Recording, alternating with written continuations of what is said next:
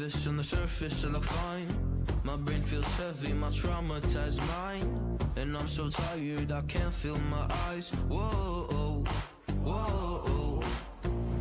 I'm petty, but I know how to lie. I feel feelings that I can't describe. I'm not breathing, but I'm still alive. Whoa, whoa. But I think I'll be alright, 'cause I'm not giving up, I'm not giving up yet. I feel that it's my time, so I'ma give it everything. I'ma give it everything I got. So I'ma give it everything. I'ma give it everything I got. I'ma give it everything. I'ma give it everything I got.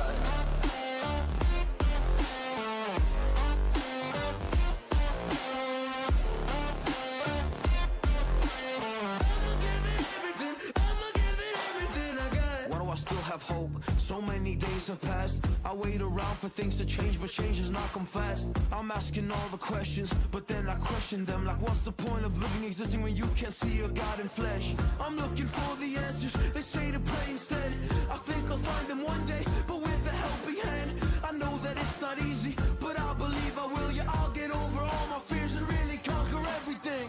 I think I'll be alright, 'cause I'm not giving up, I'm not giving up yet. I feel that it's my time, so I'ma give it everything. I'ma give it everything I got.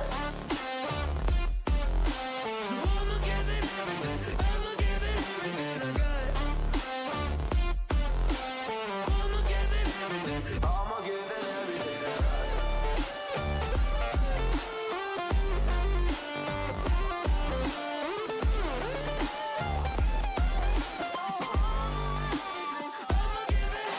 I got.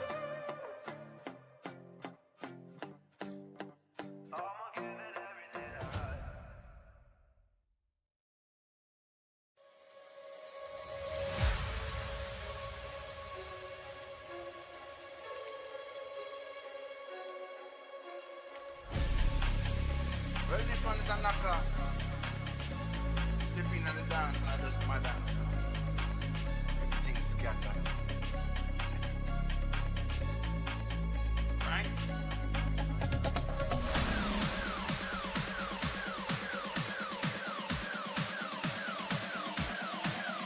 Right?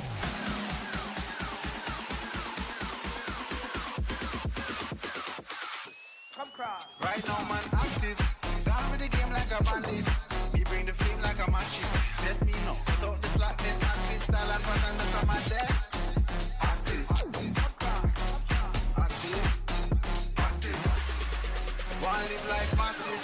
Talking up and off with brandish. Control and hold the world hostage. When I start the bumper clad mash pit. When they step out to the place, get active. Active. Active.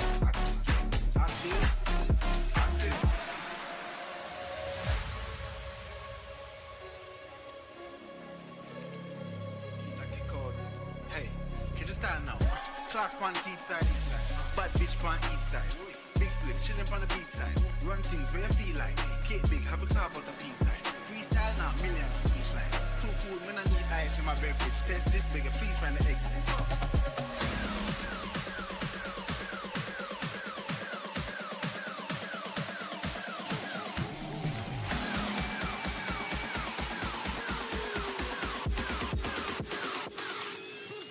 Right now, man, active.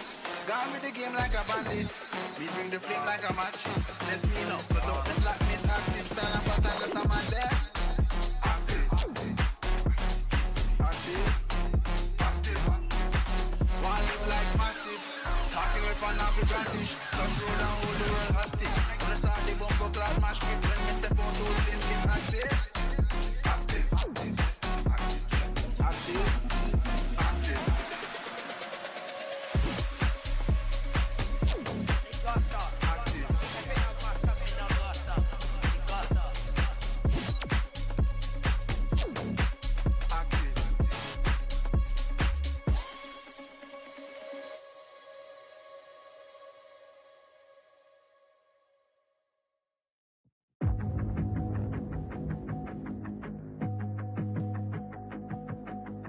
Everything you want, but you can't have. Just that's payback, payback. Yeah, you better take that. You could call me selfish and critical, I could take the blame. Just like I could take a match and send it up the flame. Don't say I didn't want that. This might hurt, but that's just karma. Better take that. Call it payback. Don't say I didn't want ya. Stay mad, I know you wanna. This might hurt, but that's just karma. That's just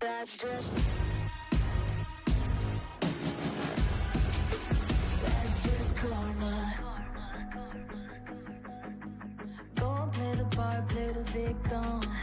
Throw a pity party with your demons. Blaming everybody and you're screaming, screaming. But I'm the one bleeding. You're the one that's selfish and critical, you could take the blame. Just like I could take a match and send it up in flames. Don't say I didn't warn ya. This might hurt, that's just karma. Better take that. Call it payback. Don't say I didn't warn ya. Stay mad, I know you wanna. This might hurt, but that's just karma.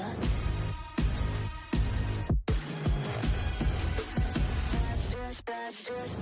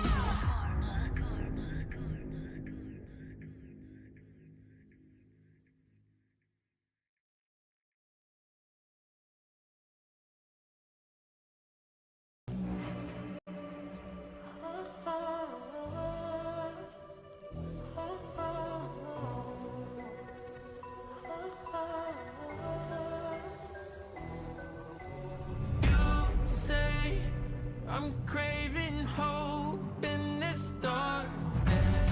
You say I'm just a joke, just a joke. Shivers my spine so cold. Swimming in the river takes too much. I'm trying to let go of us, but the truth is what you really don't want us.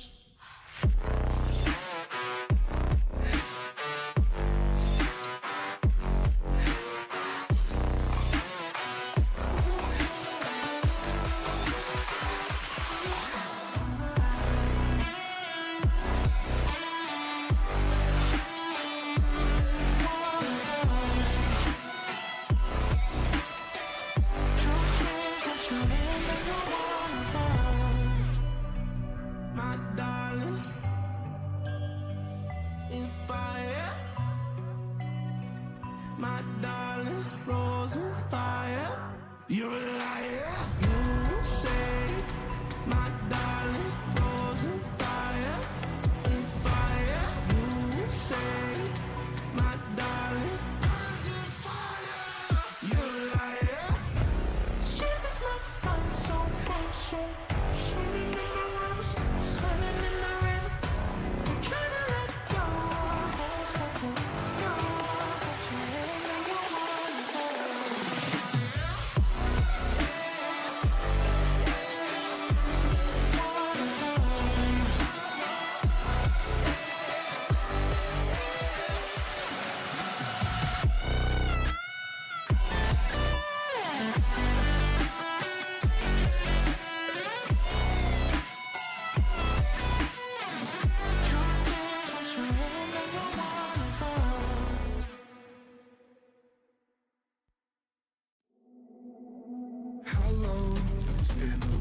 long time, can't get you off my tired mind. Shadow, let the tape rewind and finally ease my anxious eyes. Oh no, I feel you creeping in, my body bleeding sin, I'm drowning. Heaven, can you save me now from these thoughts inside my head? God, you are the devil, running through my mind.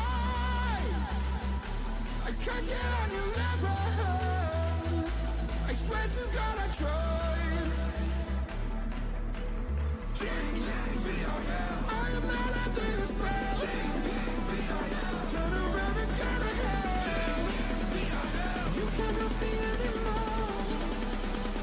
Oh my God, you are the devil.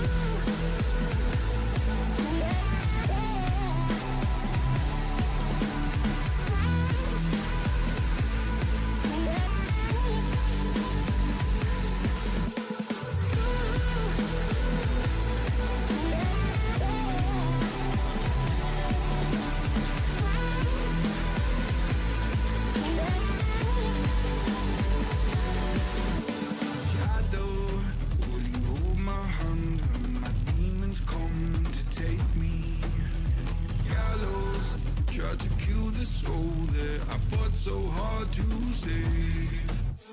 Hallowed by my love for you, always stop me going under. Follow every step I take, cause our walls are coming down. God, you are the devil, running through my mind. I can't get on your level, I swear to God I tried. I am not under your spell. Turn around and turn ahead. You cannot be anymore. Oh my God, you are the devil.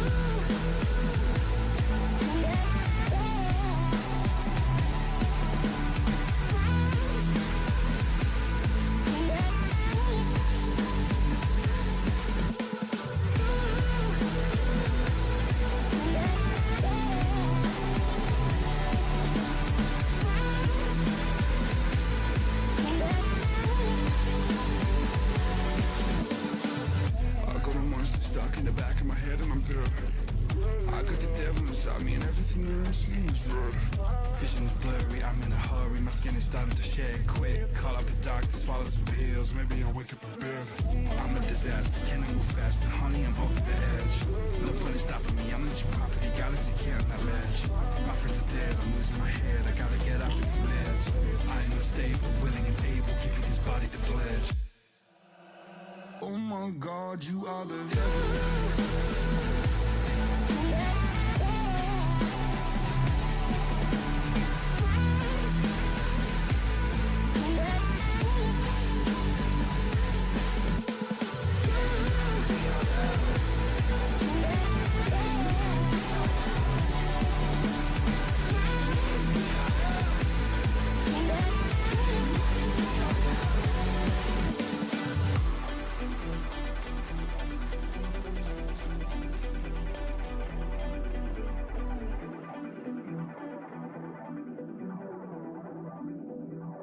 Oh my God, you are the devil.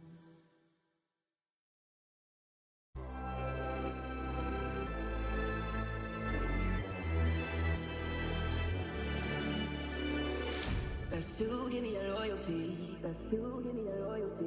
Cause I'm taking the world, you'll see. Cause I'm taking the world, you'll see. They'll be calling me, calling me. They'll be calling me, calling me. They'll be calling me royalty.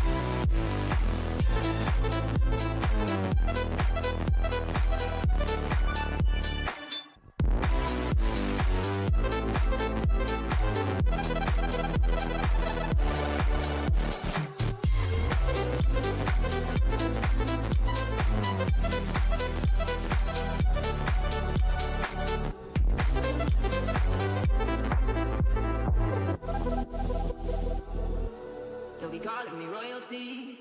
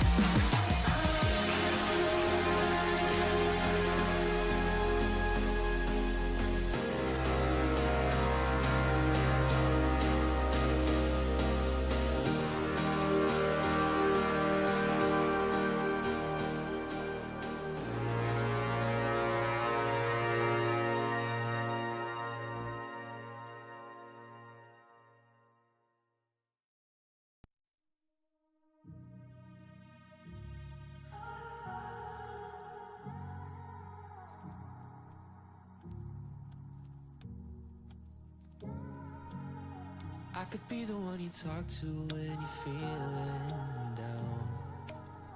I could be the one you run to when the moon hits the ground.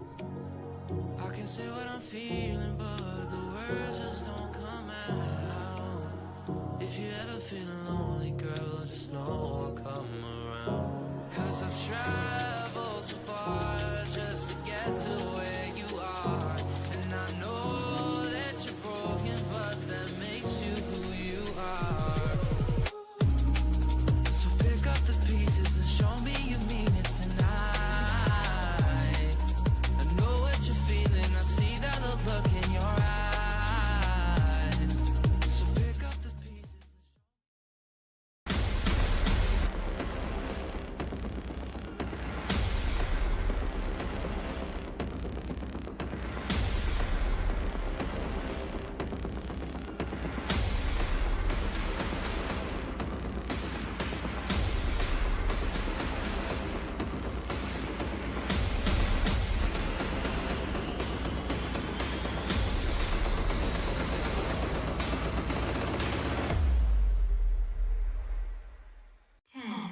9, 8, 7, 6, 5, 4, 3, 2, 1.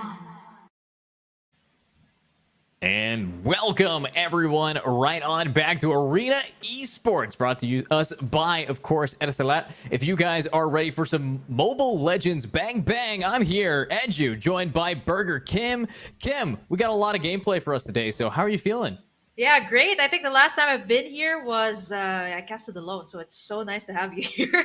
Last time was just Yeah, me, I'm happy to be here. myself, and I. Yeah, so thank you for being with us here today. And I think it's going to be very exciting here today because I'm seeing um, four teams that will be playing in today's. I think this is the invitational qualifier, so it's going to be really exciting.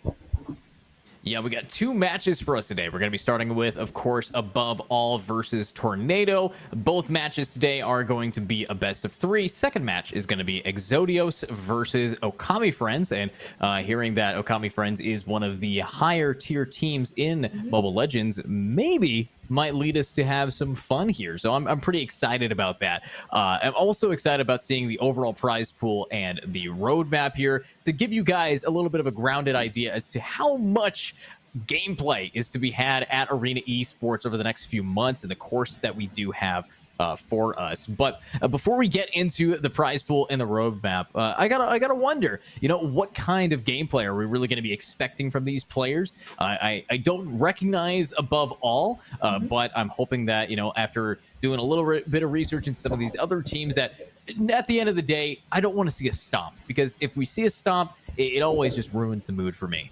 Yeah, it's a best out of three match. So I guess anything can happen here because it has happened. Like it's not a sweep, so you get like a 2-1. But looking at the invitation qualifiers, looking at the teams, I don't really have that information as well about the first two teams. So I guess either these are pro players that are hiding with a different team name, so that could happen. And then I'm pretty sure Okami and Friends, this is definitely probably like an A B tier team. So I don't know who they're fielding today. I think that's the biggest question. I don't know who they're fielding today. It could be like the B tier or the second team that they're feeling out today. So that is also another question because some teams here actually have either like 6 or more players. So yeah, we'll have to find out later on.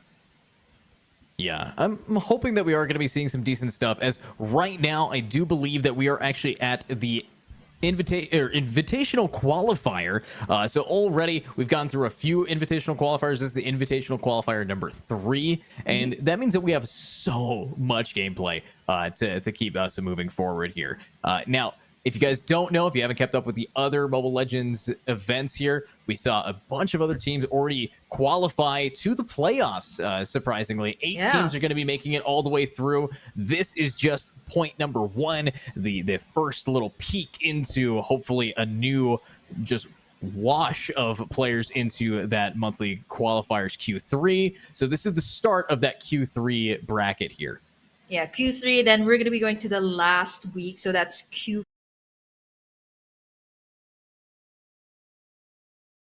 join next week, and of course everyone's fighting for a total prize pool of $1,200. First placer gets 650, and so on and so forth. It all comes in dollars, and I believe it's AED. Then you get a bit of Arena Esports credits as well. So check out the Arena Esports website for more information about how you guys can join. And yeah, this is our roadmap Yeah, for MLBB. Yeah, absolutely. And also, we can't have a roadmap without the people paving that road. Thank you again to our broadcast partners, Playtonia, for making sure that they have put things on the roster for us. And talking about what they've put in front of us today, it, of course, is going to be the teams we've been seeing. So if you guys recognize any of these teams, make sure that if you're currently in the chat, hype them up. If you're a fan of Tornado Esports, I want to see what you guys can do. Make a tornado in the comment section. If you're a fan of Above All, I'm hoping that they're going to be above all the rest of these teams with a name like that. But, of course, above all, going with the Lich King from WoW as their profile icon might tell me that they are a pub team here. Oh yeah, I mean some of these organizations actually do like different titles as well. So I don't know. I've never heard of Above All or Tornado. I mean maybe it's because I'm in Southeast Asia, so I haven't seen much of the region here. I think these are MENA teams like Middle East, North Africa. So I'm not so sure. I have to do my research. But last time I was talking to you guys over on the comment section. So if you guys can give us more information about these teams, do let us know because they're pretty new, or maybe they could be teams from the previous weeks. I could be mistaken. Previous weeks, then they decided to change their name. Yeah, I mean, some people like to just come back fresh, working a lot of qualifiers. You also want to maybe test some waters a little bit. There's going to be a lot of gameplay to be had here at Arena Esports. So if you're already in that door, play around a little bit, have some fun with it, make your name above all and come up above all, but also come up with a great segue to our strategic partner, AD Gaming. They're another one of our wonderful patrons here that make sure that we are keeping the lights on to make sure that you guys are seeing some Mobile Legends gameplay. And I believe we're going to be getting into that gameplay relatively soon. So I'm excited to see what Above All is going to do. Hopefully Tornado is going to blow their way through the competition, but we're just going to have to wait and see. Yeah, you mentioned that you've been playing, other titles professionally for a while, and then you played MLBB, and you really had fun with it. I mean, what's your main hero? I'm just super curious.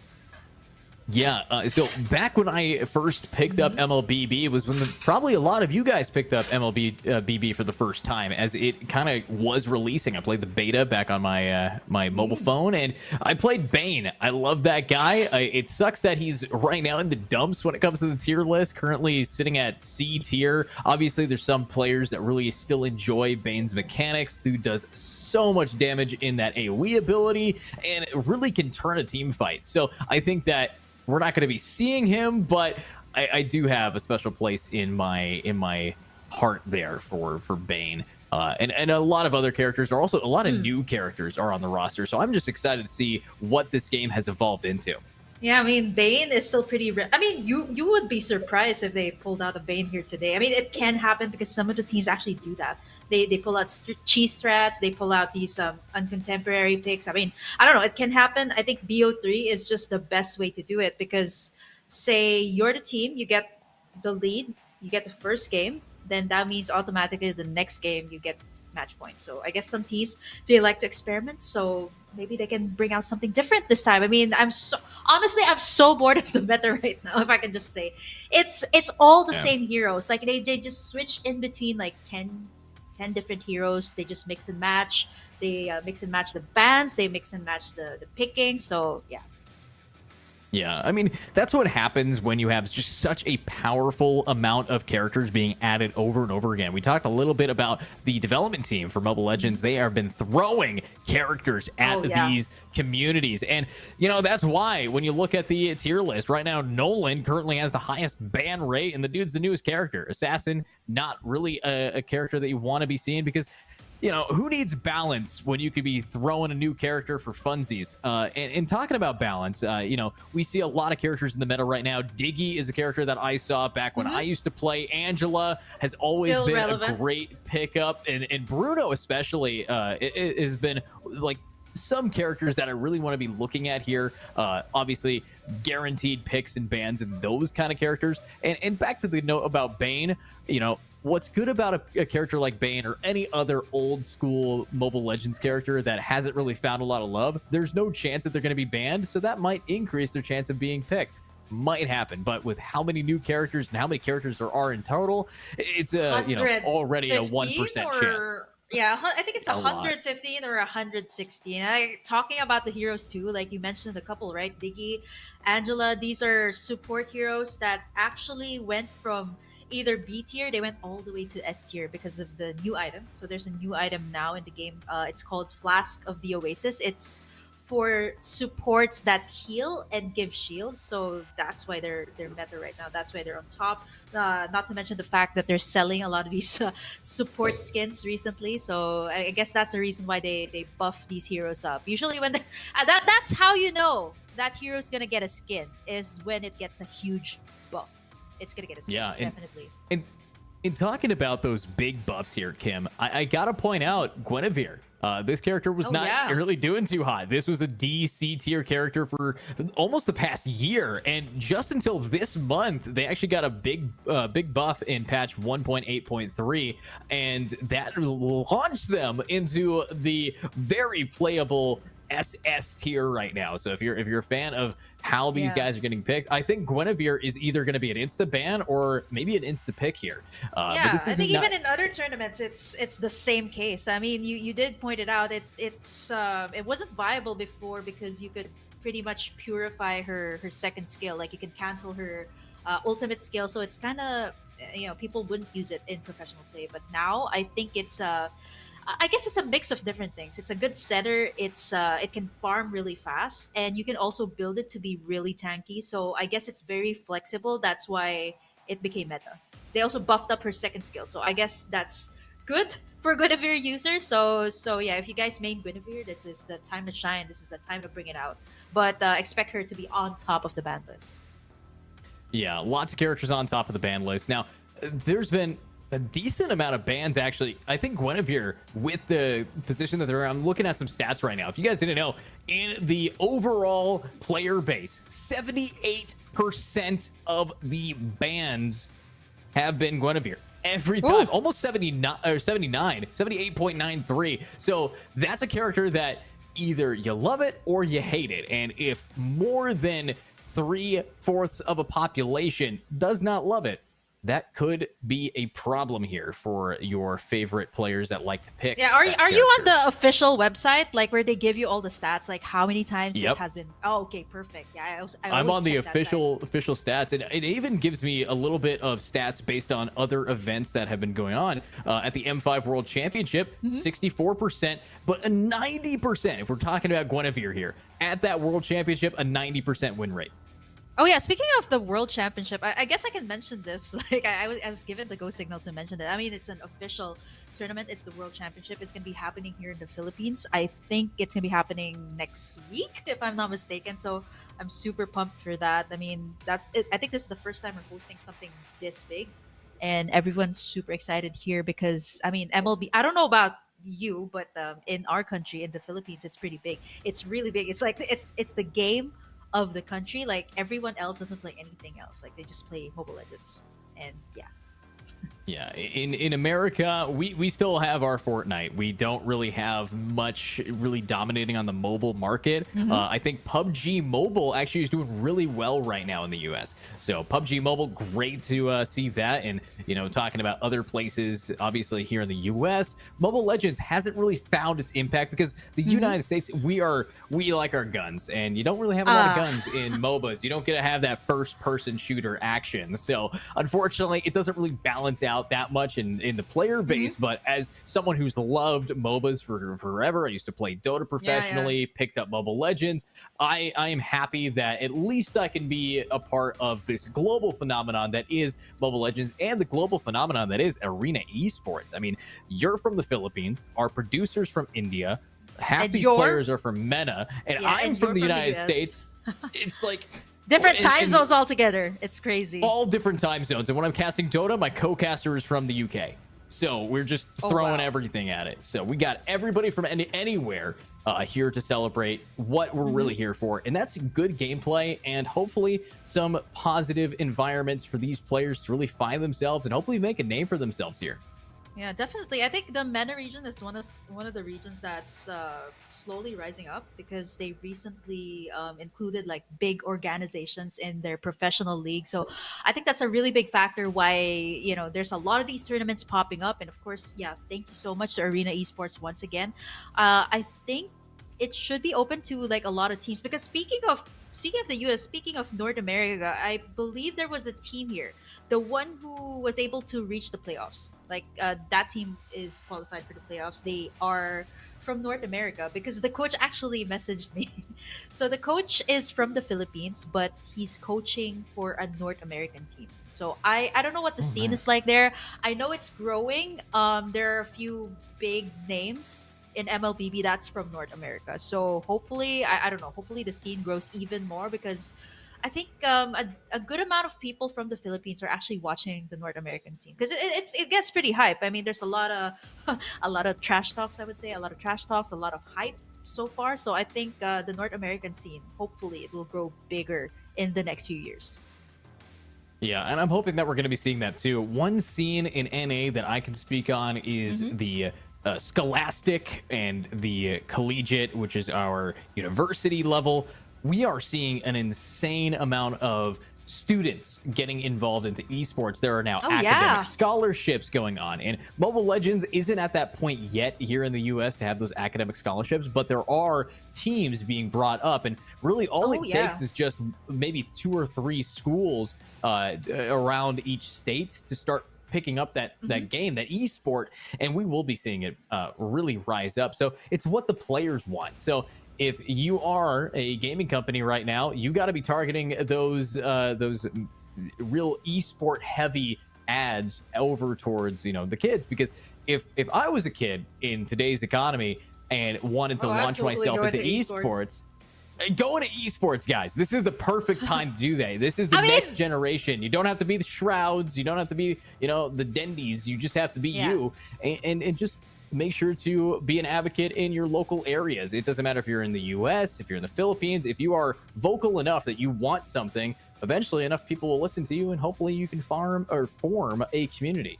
Yeah, interesting that you mentioned that it's not really like a big thing in North America, but here in the Philippines, it's huge. Like there are okay, I know some pro players here in the Philippines. They dropped out from high school, like high school, senior high.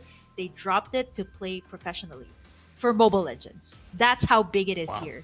Yep, and there are scholarships. It happens here in the Philippines. Like it's huge. I mean, I guess it's also a factor that some of these kids are from,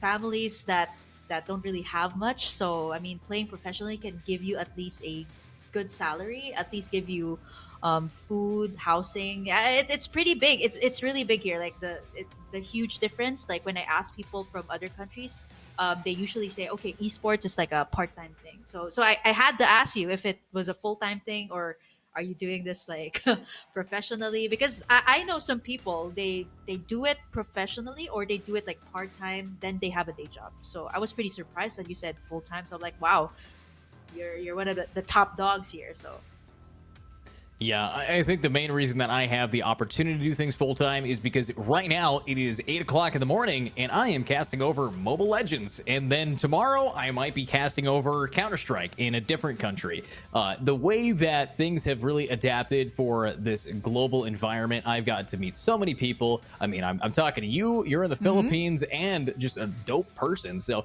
being able to branch out, and if you also want to get into commentary and get into that, make sure that you guys are going through those effective routes as well. It's always a great opportunity to, if you maybe aren't that great at playing, but you really want to talk about how much you love gameplay, maybe start doing what me and Kim here are doing. It's really enjoyable. So hopefully we see more young up-and-comers in the talent pool, but it is a little bit of a tough market, so you're going to have to compete against me and Kim, and I think we're pretty good at our jobs. yeah. Oh, well, I'm just curious. Since you mentioned it right now, you're doing it professionally for quite some time. I saw your, I saw your schedule earlier. So when did you start? I'm like super curious. Like I didn't ask, I didn't get to ask you earlier. When did you start? How did you get into it? I mean, since we're still waiting for the game, I mean, I'm pretty sure we have time for this. Like, how'd you get Yeah, into it's it? interview time. So yeah, I've been a commentator for quite a few years. I started in 2020, ideally. I started back as a little bit of a meme, but hey, we're here now, and it's just you got to go with the flow. If you feel like you want to do something, then just go hit the ground running and send it as fast as you can. But I was told I had a face for radio and a voice to match it, so I had Oh, to. yeah, you do. Had You to get do. back in there. So Compliment. but but honestly, as we are figuring out how to get connected to these servers, I gotta ask you the same questions. Everybody, if you don't know about the website Liquipedia, you could probably pull Burger King Kim up there, and honestly, a great idea and resource if you want to find out all the background. But I'll just let Kim explain how much you do for Mobile Legends, because I see you as one of the mainstays for not only but also just women in the Philippines, women in esports, as a real advocate for that. Yeah, I love how this is turning into like an esports podcast. Still pretty much relevant, guys. So yeah, I mean, there's not a lot of female commentators in general. Like even in the Philippines, there's only probably like four of us. Four of us, one's a host. So I wouldn't like. I mean, she's doing something different, not really commentating. So yeah, probably three of us that do it. And say for me, I'm pretty flexible. I do like play by play, colors. The other girl, she's play by play. The other one's color caster. So pretty much we're a different mix of people. But yeah, I mean, I got into this because of the pandemic. I mean, I played a lot of games before, and I Yeah. didn't know this was actually a thing. So when I got into it, funny, it was actually someone from radio that asked me, because I used to do a lot of radio, and he Oh, just nice. asked me straight up, like, okay, do you want to cast? Do you want to try it? And I'm like, okay, yeah, I play the game, I like it, so let me try casting, and it actually worked out for me. I did a couple of international casts, like mostly international casts, because I really can't do Tagalog. Fun fact, I Tagalog is like the main language here in the Philippines. So I'm actually Chinese. So at home, I speak Chinese. At Oh, school, okay. so I speak English. So it's a mix of Chinese and English. Then I actually learned proper Tagalog when I went into college. Yeah, that's how. Yeah, that's how far it is. So I Yeah, really but it's can't do. kinda- I can't do it. I can't do a Tagalog cast, but it's not me. Like I feel like I'm a different personality altogether. Yeah, it's weird. I also speak another language. Could never cast in it. I am Yeah, much it's more different. confident in my English. And talking about other languages, if you guys haven't also checked out our wonderful people casting in Urdu, that's an option. If you guys want to see that over on some other channels as well, I'm sure that links will be in the description if you're seeing this on YouTube, or you can also find other channels linked anywhere that they are linked. But with that in mind, talking about all these different ways that people communicate and get together for gameplay, the fun thing about watching gameplay is that everyone can understand it. If I see a character explode, that one is dead, and I think that just translates to all kinds of languages. So it's really nice to have the universal language of video games in the entire thing. But talking about this gaming universal language, I think we're about to be listening to some actual gameplay as we are finally here at Finally! the draft. Right on cue, right on cue. And yeah, we were talking about the bans, the meta picks. This was one. I still feel like that hero is completely broken. Like they've nerfed it several times, they buffed it several times. I mean, I don't even know what Moonton wants to do with this hero. It's OP. Like once you buff it, it's really OP. But when you nerf it, it's no longer playable. So I don't know Yeah. what to do with that hero. That's one of the heroes they buffed up in the last patch, 1-1, a marksman. And I think for looking at the team here, I think this should be, what's the team on the blue side? Is this above all? Above all on the blue side. So Faramis, this was Yeah. one of the heroes that, one of the oldest heroes, they revamped it. His ultimate's pretty good in team fights. So I think it's still, despite all of the nerfs, it's still pretty good. Yeah, and also seeing some other bands that we got. A really common one that we just have pulled out was Nolan. 1-1 here. That one. And Nolan, of course, you can't have that guy in this tournament. Nuh-uh. insta-ban. There's a reason that he has a 90% ban rate. Broken because, you know, that's the way it was shipped out. Who needs to do testing before we send a character when we can buy skins? No, that's a joke. But what we might be seeing here is hopefully another decent ban, a Joy band. And I'm not really sure how to feel about that. I don't know where the lanes are going to be splitting off, who's going to be going where, because a lot of Mobile Legends is really split. You have roamers, you got junglers, you got off lanes, mids. Not a whole lot of team synergy that you would experience in most other MOBAs. MOBAs like League of Legends and Dota, you have a big focus on early game team play, and team play doesn't really come into effect until maybe the Mid-game. 4 to 5 minute mark. Yeah. Should be like mid-game. Like looking at the Joy Band, this is I guess this is a thing about Mobile Legends. They love like buffing up either items or heroes. Like that's why I don't know where Joy Ooh. is. But there you go. We were talking about the Guinevere. This means the Angela's open. Looking at the team here on the blue side, I'm still not so sure if this is above all or the other team. But looking at the IGNs as well of the red, the red side or the red team, these are at least 3 of these are pro players. These 3 are pro players, but they're playing under another team, or maybe this is just there. See the Valentina. I was talking about this earlier with you, and it's still pretty much a thing. This girl was released back in 2021, and come on, please give her a break. Give this girl a break. She's never been out of the ban list. Either she's in the ban list or she's always picked. I mean, you can't have it either way, but I will say, you could tell that a team must be pretty decently in that ELO, in that MMR, in that ranking system if they're doing smart bans. We haven't seen any character get banned that isn't meta to ban. They know what they're going for. They know what they want to see. We're seeing Bruno get picked up. I was actually really excited to see Bruno here. Bruno has a astonishingly low ban rate, but a whopping high placement in not only tier lists everywhere, but also pick rates. So the fact that Bruno isn't on the bans really showcases how many other characters are prioritized over that. Oh, this is kind of dangerous though. Like they picked up the Bruno very early on, so they can counter it. Blue side can counter it. They can pick up the Ixia here, which is direct counter to a Bruno in terms of the range, the AoE. So they can pick it up, not unless they want to, save their marksman for the second phase. I mean, it's good to bring it out. Pretty much, the picks here on the blue side, it's kind of evident where these heroes are gonna go. Say this Yuzhong is definitely gonna go to the off lane or XP lane.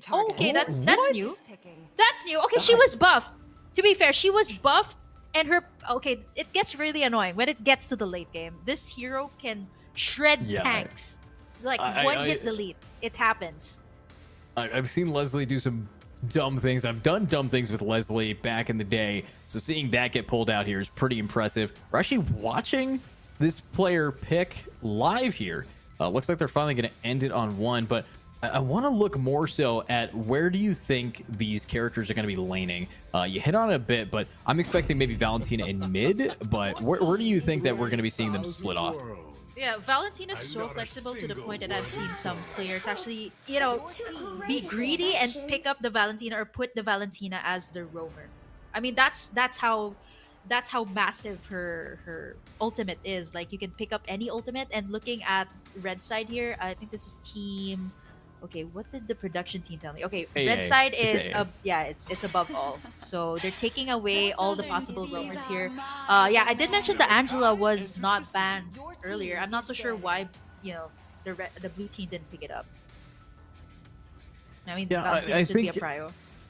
I think the main problem is they're trying to find their cores, because obviously there are very strong supports still in the pool.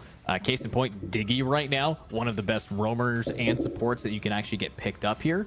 So I'm thinking that even though they weren't able to pick up an Angela, what are they banning in response to that? What's the answer? Looks like they might be banning Katrina here, and I think that's pretty strong. She has insane CC, great crowd control for just locking down team fights, and that can really start to impact some of these players. And overall, late game, that's a nuker that you do not want to have standing. And Lilia as well to be added to that pool. I think I like that, man. Are it smart. Really makes sense because so the Lilia, I always say this in broadcast, like Lilia is such a great counter to a Valentina. I mean, her ultimate is pretty much useless. Renders Valentina's ultimate useless. So I guess Lilia is one of the I would say the safer choice if you're going up against a Valentina in a lane. Like the ultimate really doesn't bring that much impact. Like it only heals you, but it doesn't really.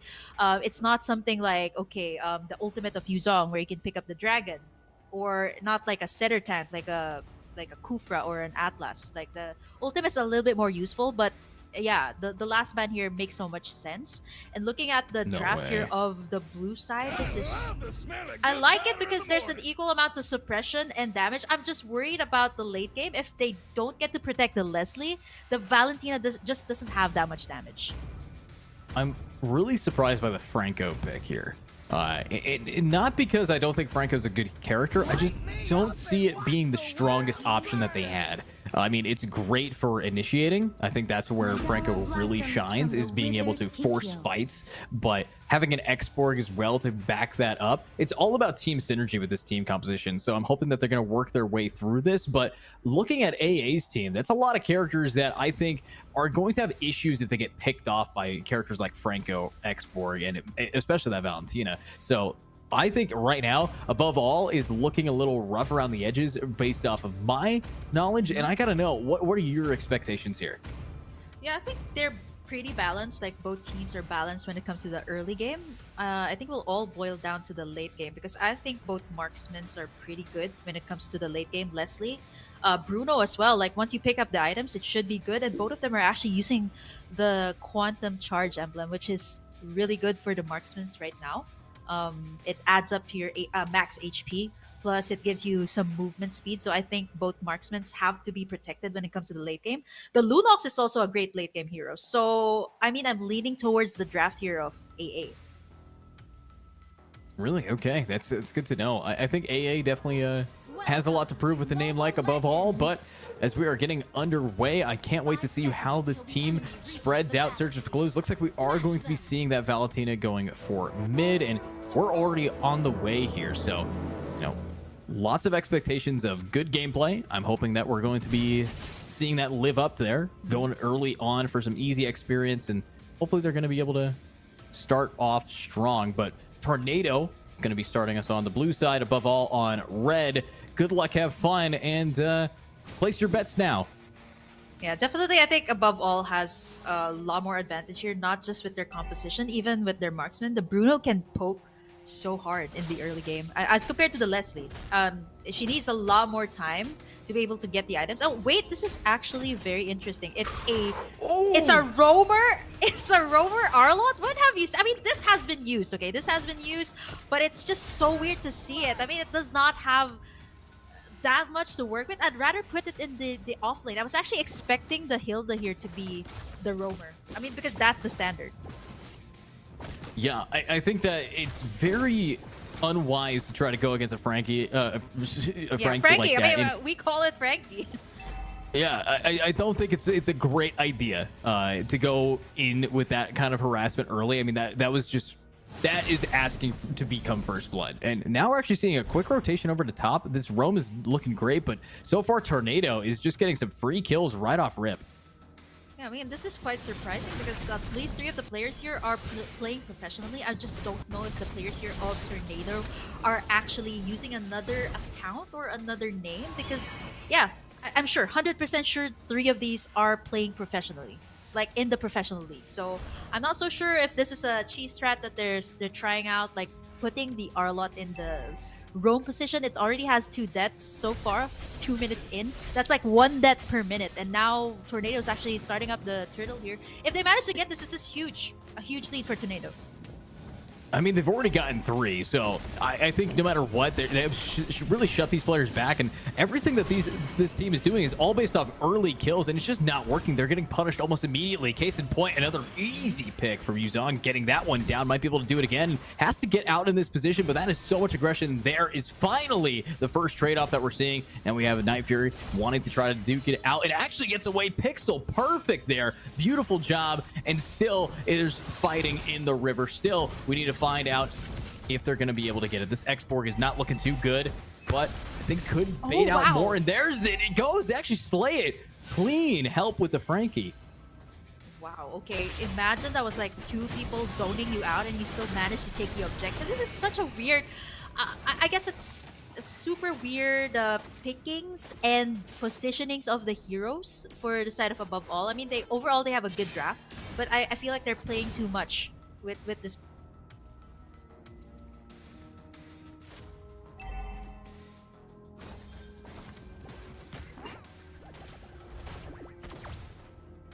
Yeah, I think we are there for that. Sorry, I feel like my audio just cut out for a second there, but what we're seeing is definitely a lot of aggression from Above All, but it's a lot of aggression with nothing really working well in their favor. They haven't taken much objectives. Surprisingly, they're actually doing decent on farm. They're not losing too much, even though technically they have been feeding a bit. But with all of the feed, they should be able to balance this back out. But look at this, another fight down bottom. The aggression from this side, I see that the Leslie needs to maybe find an easy pick for them somehow, but there it is. Suppression, big jumps. All four bottom are just farming these guys, and we're seeing another killing spree, but so close to the tower. Are they going to dive? No. Yes. No.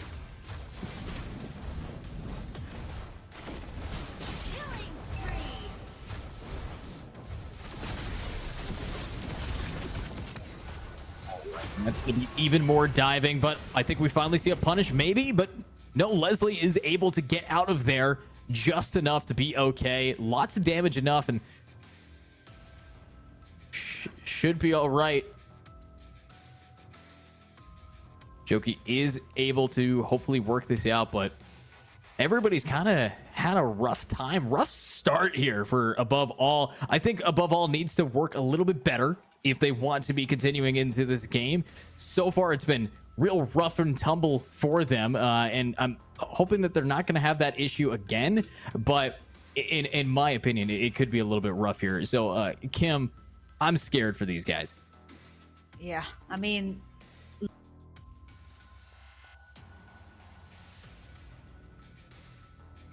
on top, it seems like, you know, with the lead that Tornado Esports did here, it's pretty good. Hope they can actually keep this up until the late game.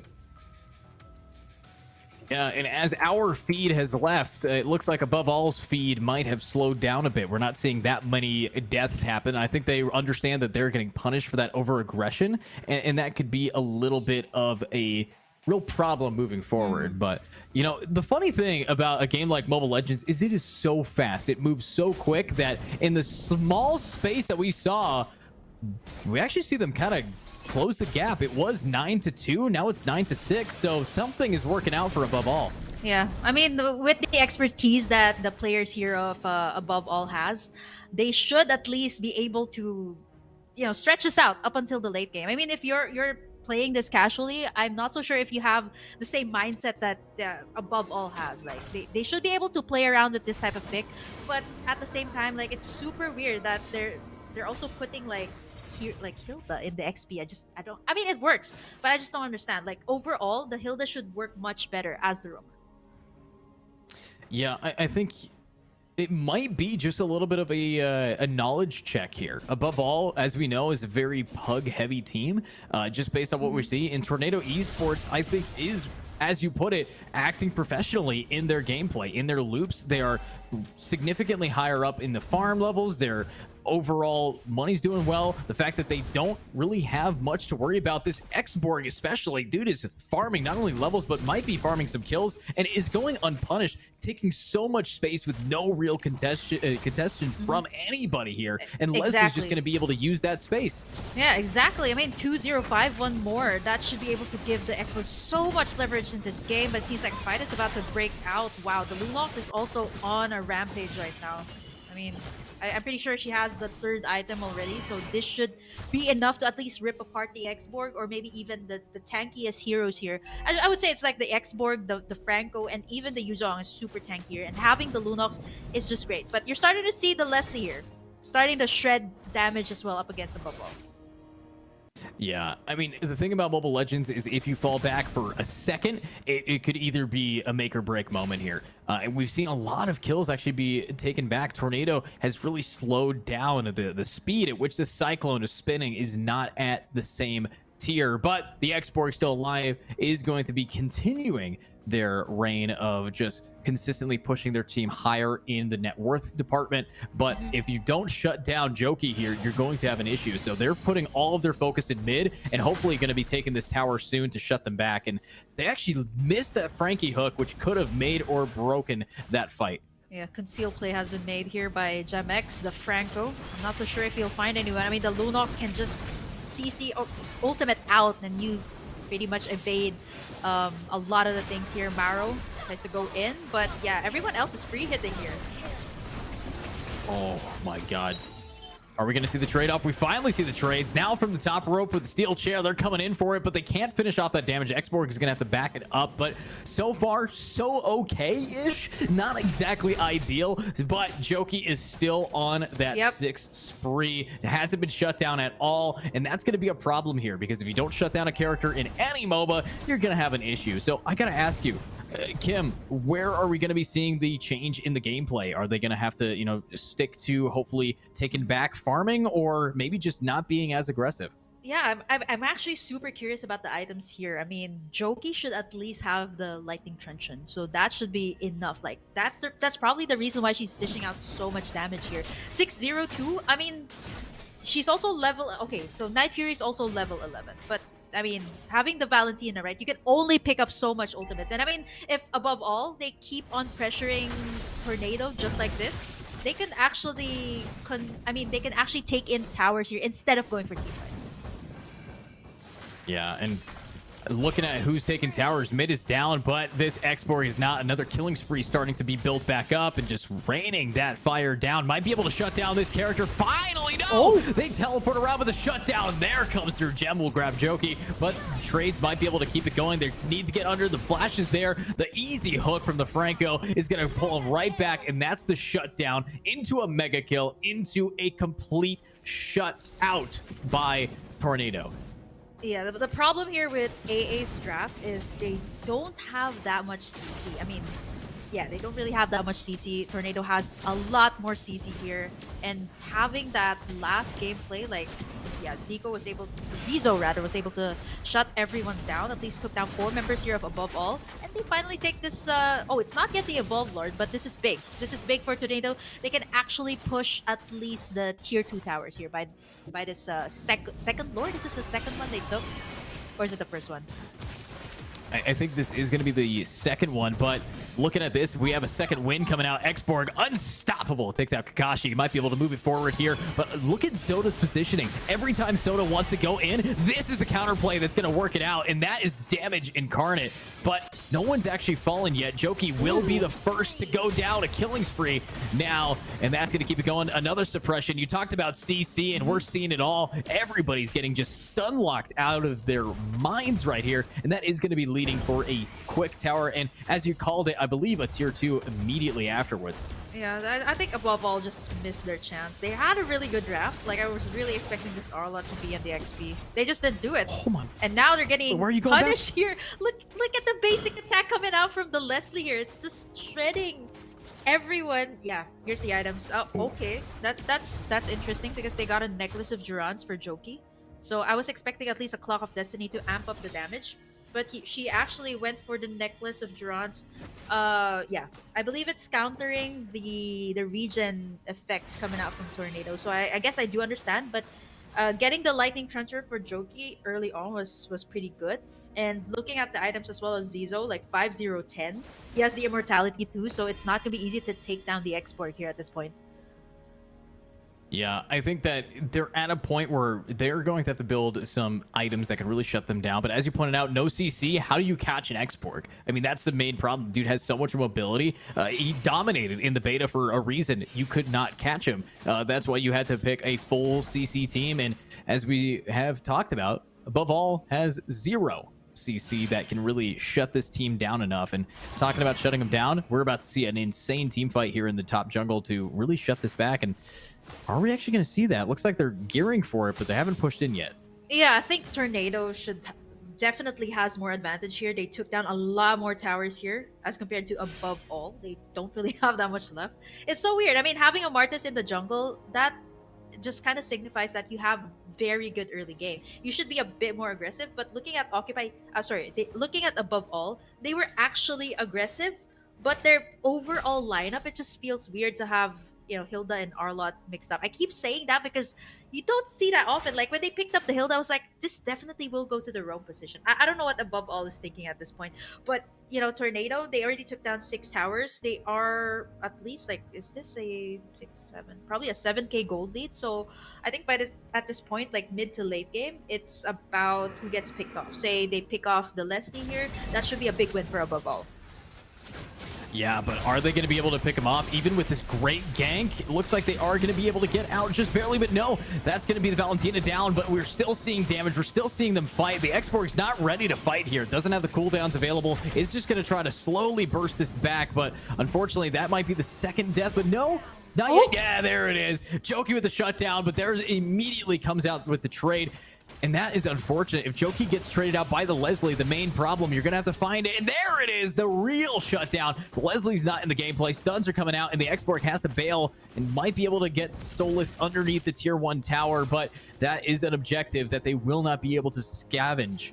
That's so weird, though. It favored Tornado in that clash. The Yuzong was actually going for the Bruno here, but now Maro as well, trying to zone everyone out while Zoda actually gets the Lord here without any contest. That's actually a good call from above all, despite the fact that they were actually losing the trades. But now they might actually lose this one on top. Last Insanity will not cut it.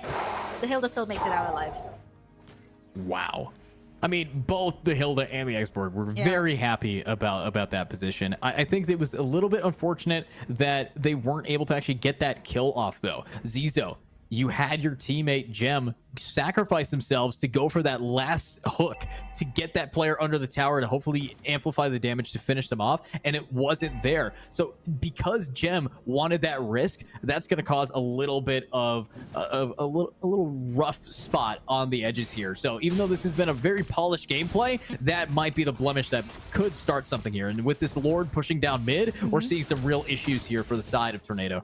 Yeah, I mean, they should have at least won that team fight before the Lord. They had the numbers advantage, and now, above all, should look to capitalize on the situation. Look at the Lunox! Jokey goes all the way in and takes down 3.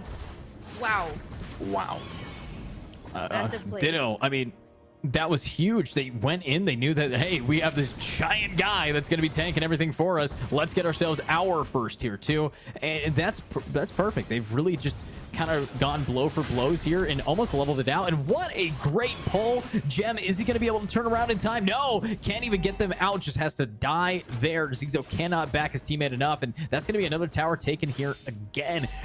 And that's big. They're actually, I think, winning now on material when it comes to objectives. They have taken more. They have top and bottom, and that's going to be a huge problem here for Tornado.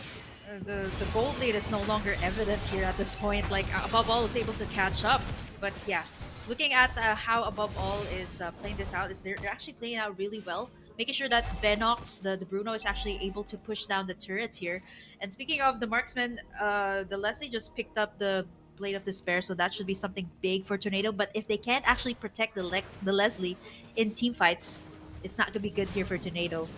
Yeah, gold lead is now above all, like 49k. Earlier it was like a 7k gold lead by Tornado, and it all went down to that one clash, and it just disappeared just like that.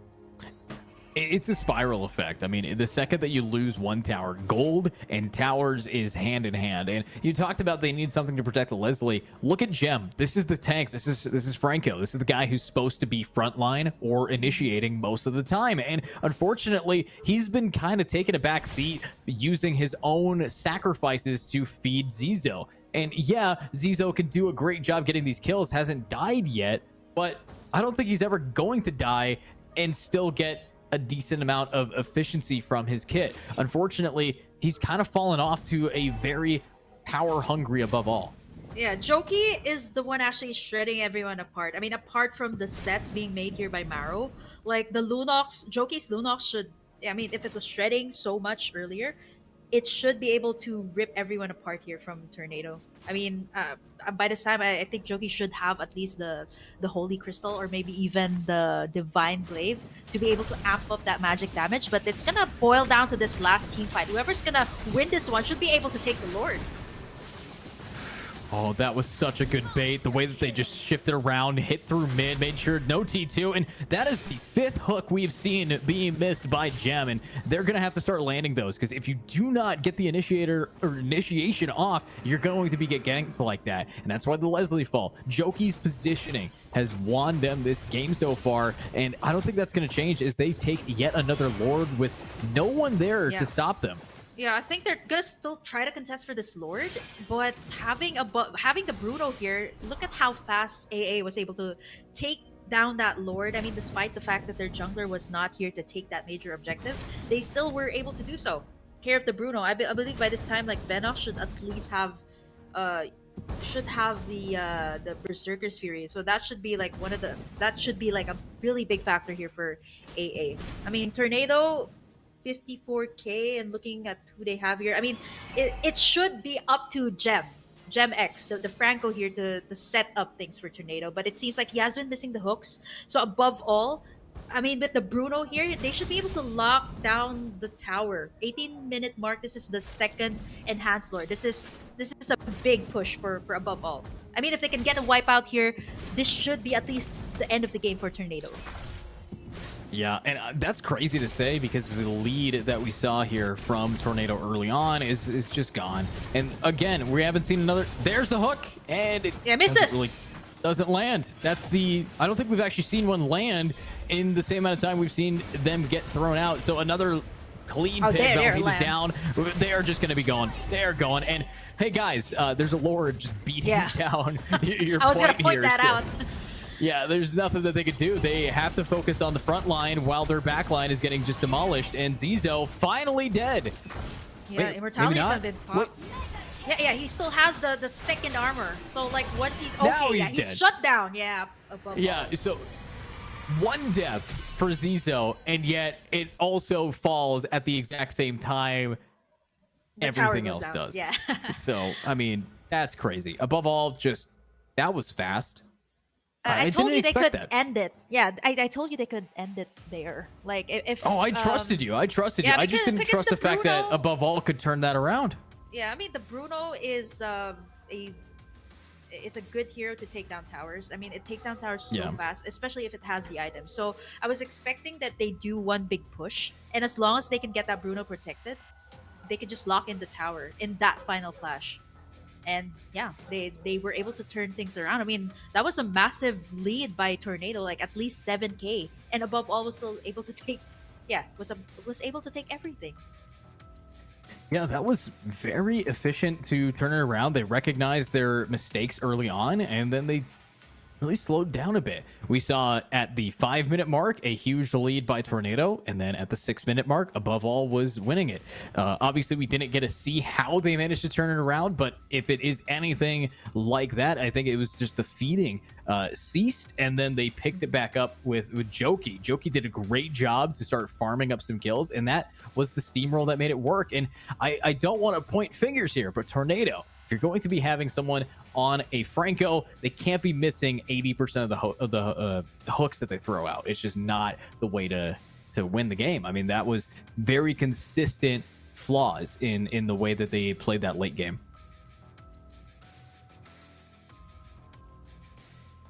Oh, I think Kim disconnected again. Well, as Kim next to me is going to be frozen just a little bit here. Let's talk a little bit about what's going to happen next. Yet again, it is a best of 3. So with it being a best of 3, we should be experiencing, or hopefully seeing ourselves watching both games be brought back here. But I think Kim is back. Yep. And that's good news. So Kim, it's a best of 3.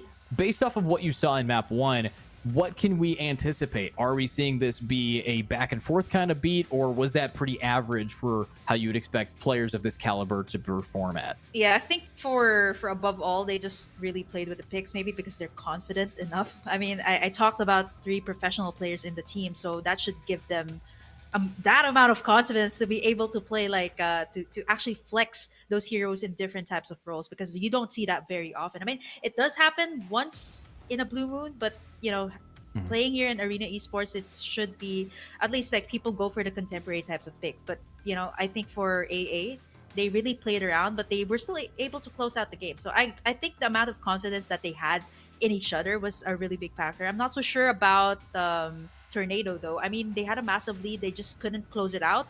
I think they just missed out on tower takes and they got shut. I think they had a huge shutdown like in mid game. Yeah. They had a one big shutdown, like, and at least like 3 or 4 players were out, and just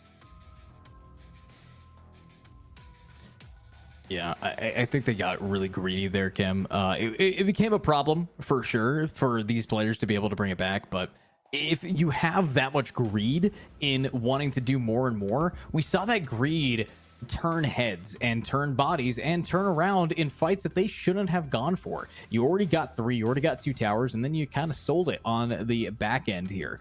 So that is going to be a little bit of a problem, but hopefully with our next game, we're not going to be seeing the same issues from these players. And as we know, gameplay aside, I'm hopeful that we're not going to see the same mistakes, because fool me once, shame on you. Fool me twice, shame on me.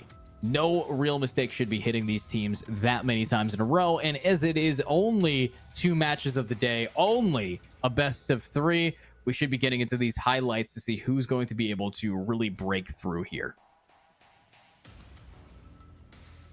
And if you guys are looking at this highlight, just pay attention to the fact that Tornado is given a lead so early on. I mean, they are just given kill after kill after kill after kill after kill, and then they keep that momentum going. But at the same time, Joki has been doing a great job farming. We're seeing great pickups here, an amazing amount of damage being able to turn it around. And that's the kind of stuff that they really want to keep that momentum. But right here, this team fight mid turned above all in the right direction. It showcased their great flank potential, and as long as they can keep that kind of momentum, they just win the game. And that is what they chose to do and did successfully.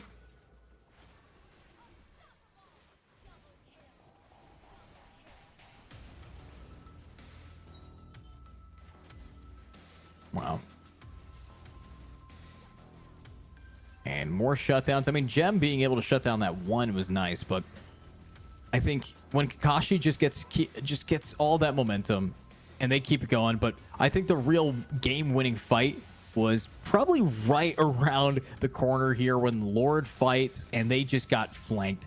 This fight alone pretty much set the stage. The second that Valentina went down, the whole team was kind of scattered. There weren't any real coordinations. You have one player running out doing their own thing, and no one's backing them up.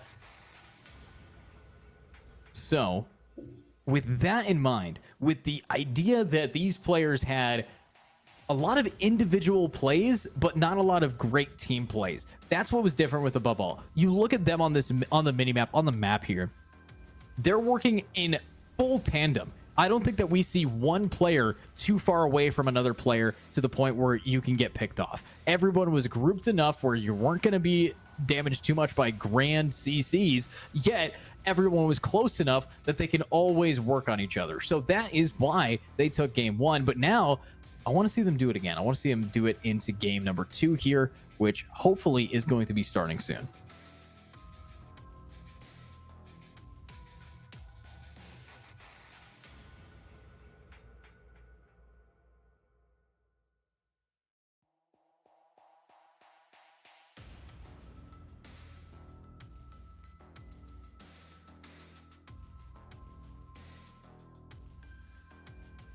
As we wait for these characters to really just start to move the games together, we are going to be sending it to a quick intermission. Hopefully we'll be right back with my co-caster, myself, and our second match of this best of 3. So stick around, everybody. We'll be back with that game.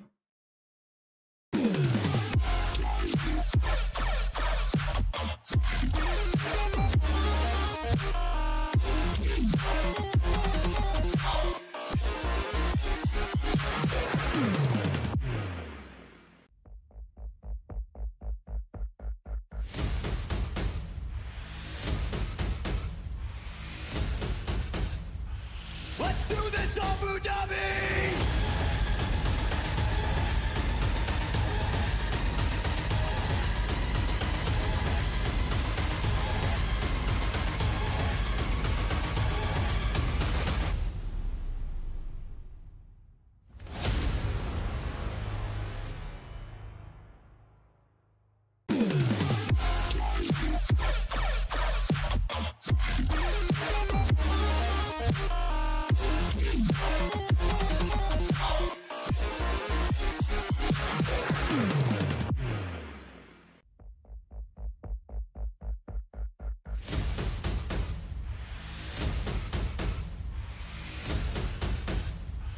Let's do this, Abu Dhabi!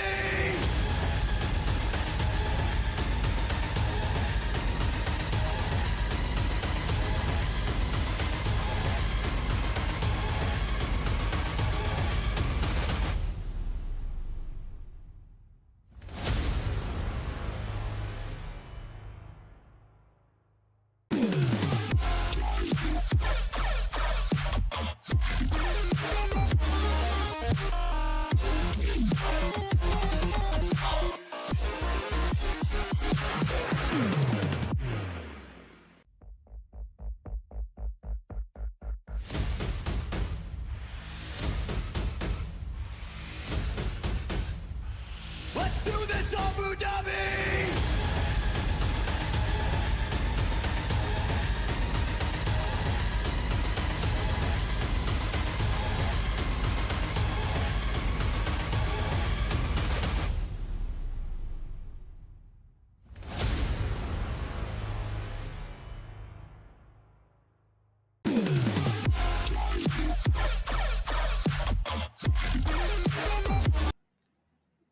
And thank you for waiting, everybody. I'm back, and so is Kim, and so are you, to watch game number 2 as we are jumping into the scoreboard here. This is what happened game 1. Obviously, MVPs for both sides. You probably could smell it a mile away, Joki and Zizo. Yeah, they even have almost the same, well, not really the same stats, but at least the same KDA, like 11.0 for the grading, 10, 3, 12 for Joki.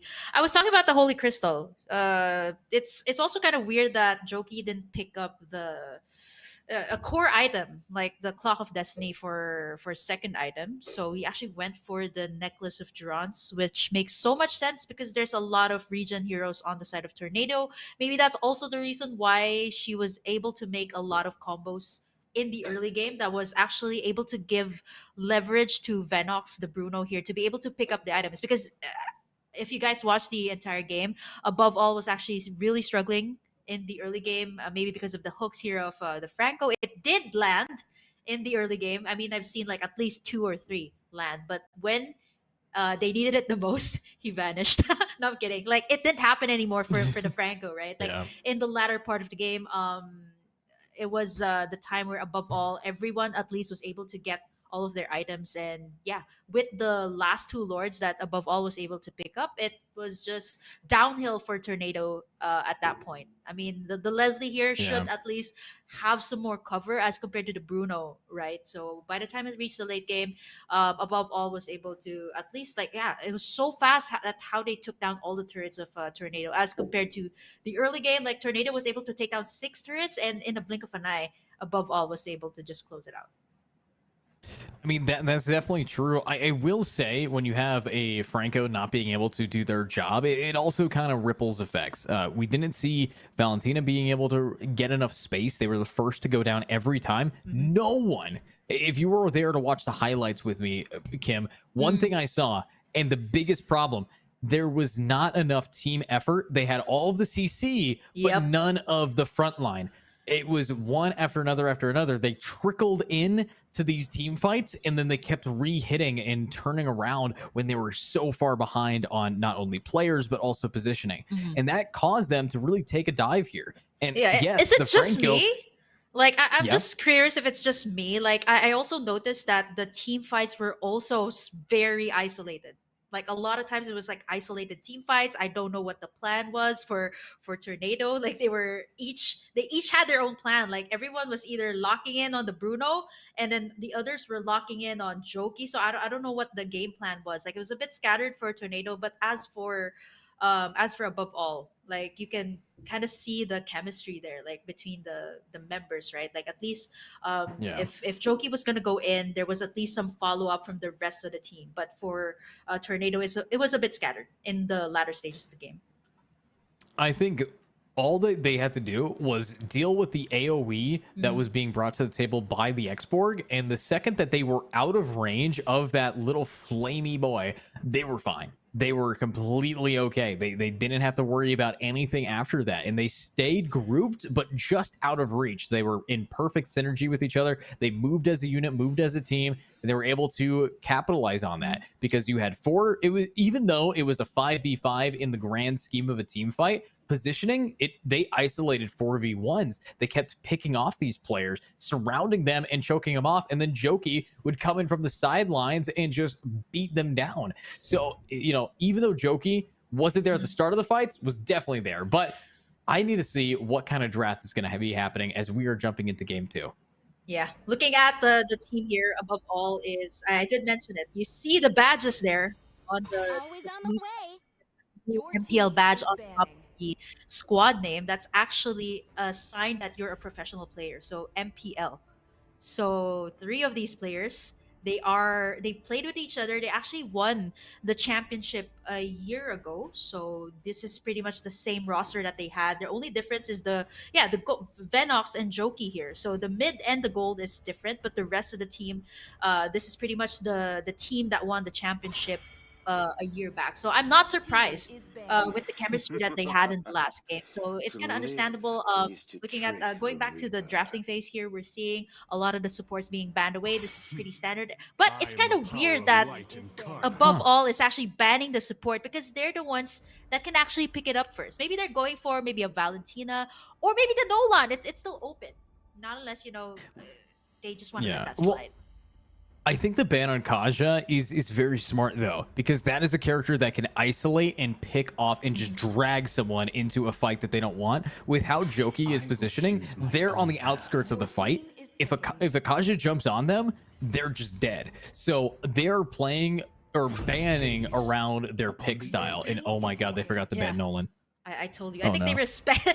They respected. I was already pointing it out. They didn't ban the Nola. They actually respected the Arlot here of Maro earlier. They put it up in the roam. I found that really weird, but it actually gave the side of above all a bit more CC. And looking at the Nolan pick here, I think it's also great that the side of the red team, Tornado, actually can pick up other power picks as well, like the Valentina and the Joy is also still open if they want to go that route. So Joy and Valentina are pretty much power picks here for the side of Tornado if they decide to go with that.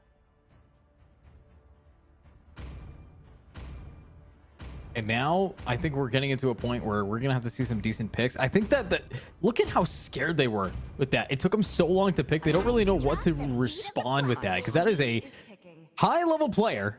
That is an MLP, as you put it, MPL. That is a professional picking the newest character. That's got to scare you a bit. And Night Fury going right back onto Valentina, the exact same character, exact same everything. Are they gonna have the exact same outcome though? That's the real problem. Zizo though dropped the export, picked up something different. Yeah, this Joy is actually really good in the jungle. What's common about these two junglers that both sides picked up? They're the junglers that are known to snowball really fast. And I mean snowball really I'm fast if they born manage to with farm up talent. really well in the early stage. We also forgot about this one. A lot of these power picks are starting to Falling come out here stars in brought this us game. here. You didn't see this in the last game. It was actually, I think it was banned away, but this third hero that above all picked up, this is for me, this hero needs to be nerfed. It needs a massive nerf hammer. I mean, this hero can one shot anybody. I mean, once it has like at least 3 items, it can one shot really squishy heroes. So I don't know why Muton is not nerfing this hero. I mean, several patches have already, gone by and no nerfs. I mean, other heroes have gotten nerfs. Valentina has gotten a nerf.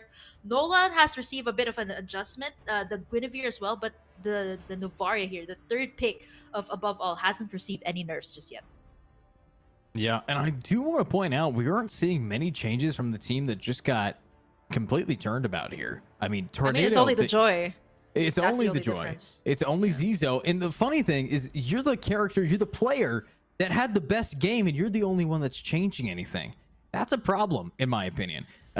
From where I was in a professional setting, if you had your best player, obviously you don't want to get red, you don't want to have an issue with counter picks and things like that, but it could be a real issue. So them banning Bruno, I think is smart because they saw what Bruno could do to them due to their towers, due to their backline.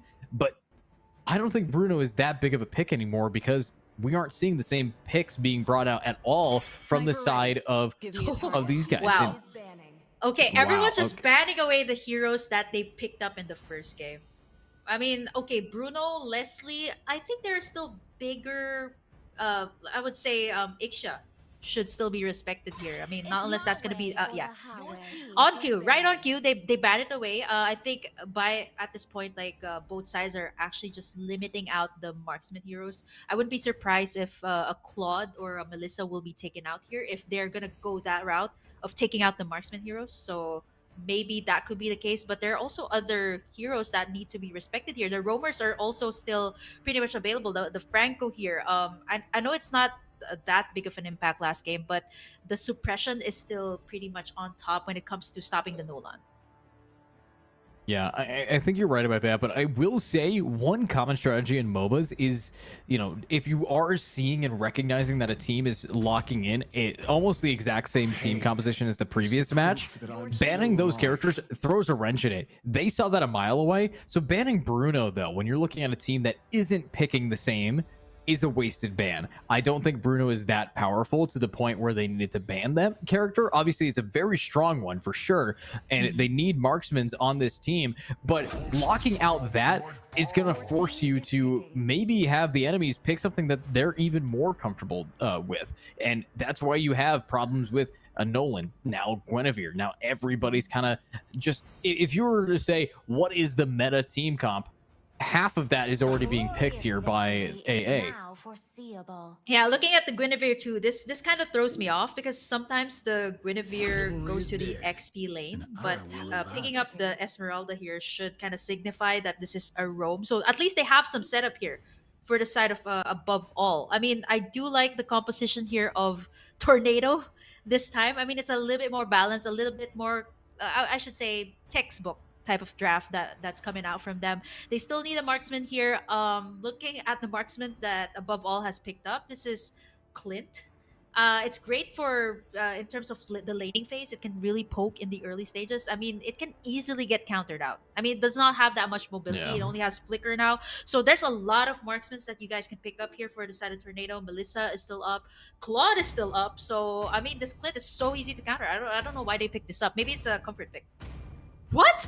I mean, Clint's one of the oldest ones, but Okay, I thought they were gonna go for the other one, the Hanabi. That's like a super popular pick in the low rank.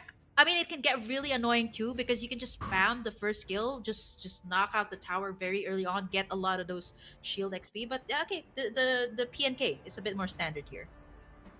that makes sense. That makes sense. I will say the Clint pick is definitely a comfort pick because here's a fun fact about Clint. Dude has a 0.05% ban chance, and the only time they have ever been banned is at the World Championship in a professional setting at a 2.7% chance. Yeah, I mean, it has the championship, the world championship skin, like the M2 skin, the one that Venox is using right now. It's still a pretty popular pick. I mean, it can lane pretty well. I would say decent amount of mobility. But looking at the Popple and Koopa here, this is a marksman that is pretty much like the Bruno. It has an extra unit. The Koopa is actually the dog, so it's an extra unit. You can use it as a minion. You can use it to push the towers. I mean, in terms of turret pushing, this should be the side of Tornado Esports that has a little bit more advantage on the gold lane. But looking at overall composition, I think the early stage will be really vital here. Like whether it's gonna be Soda, the Nolan, or is it gonna be Zizo that gets the upper hand here, or the early game. Like that's gonna be really crucial here for both sides. So that leads me into a question here, Kim.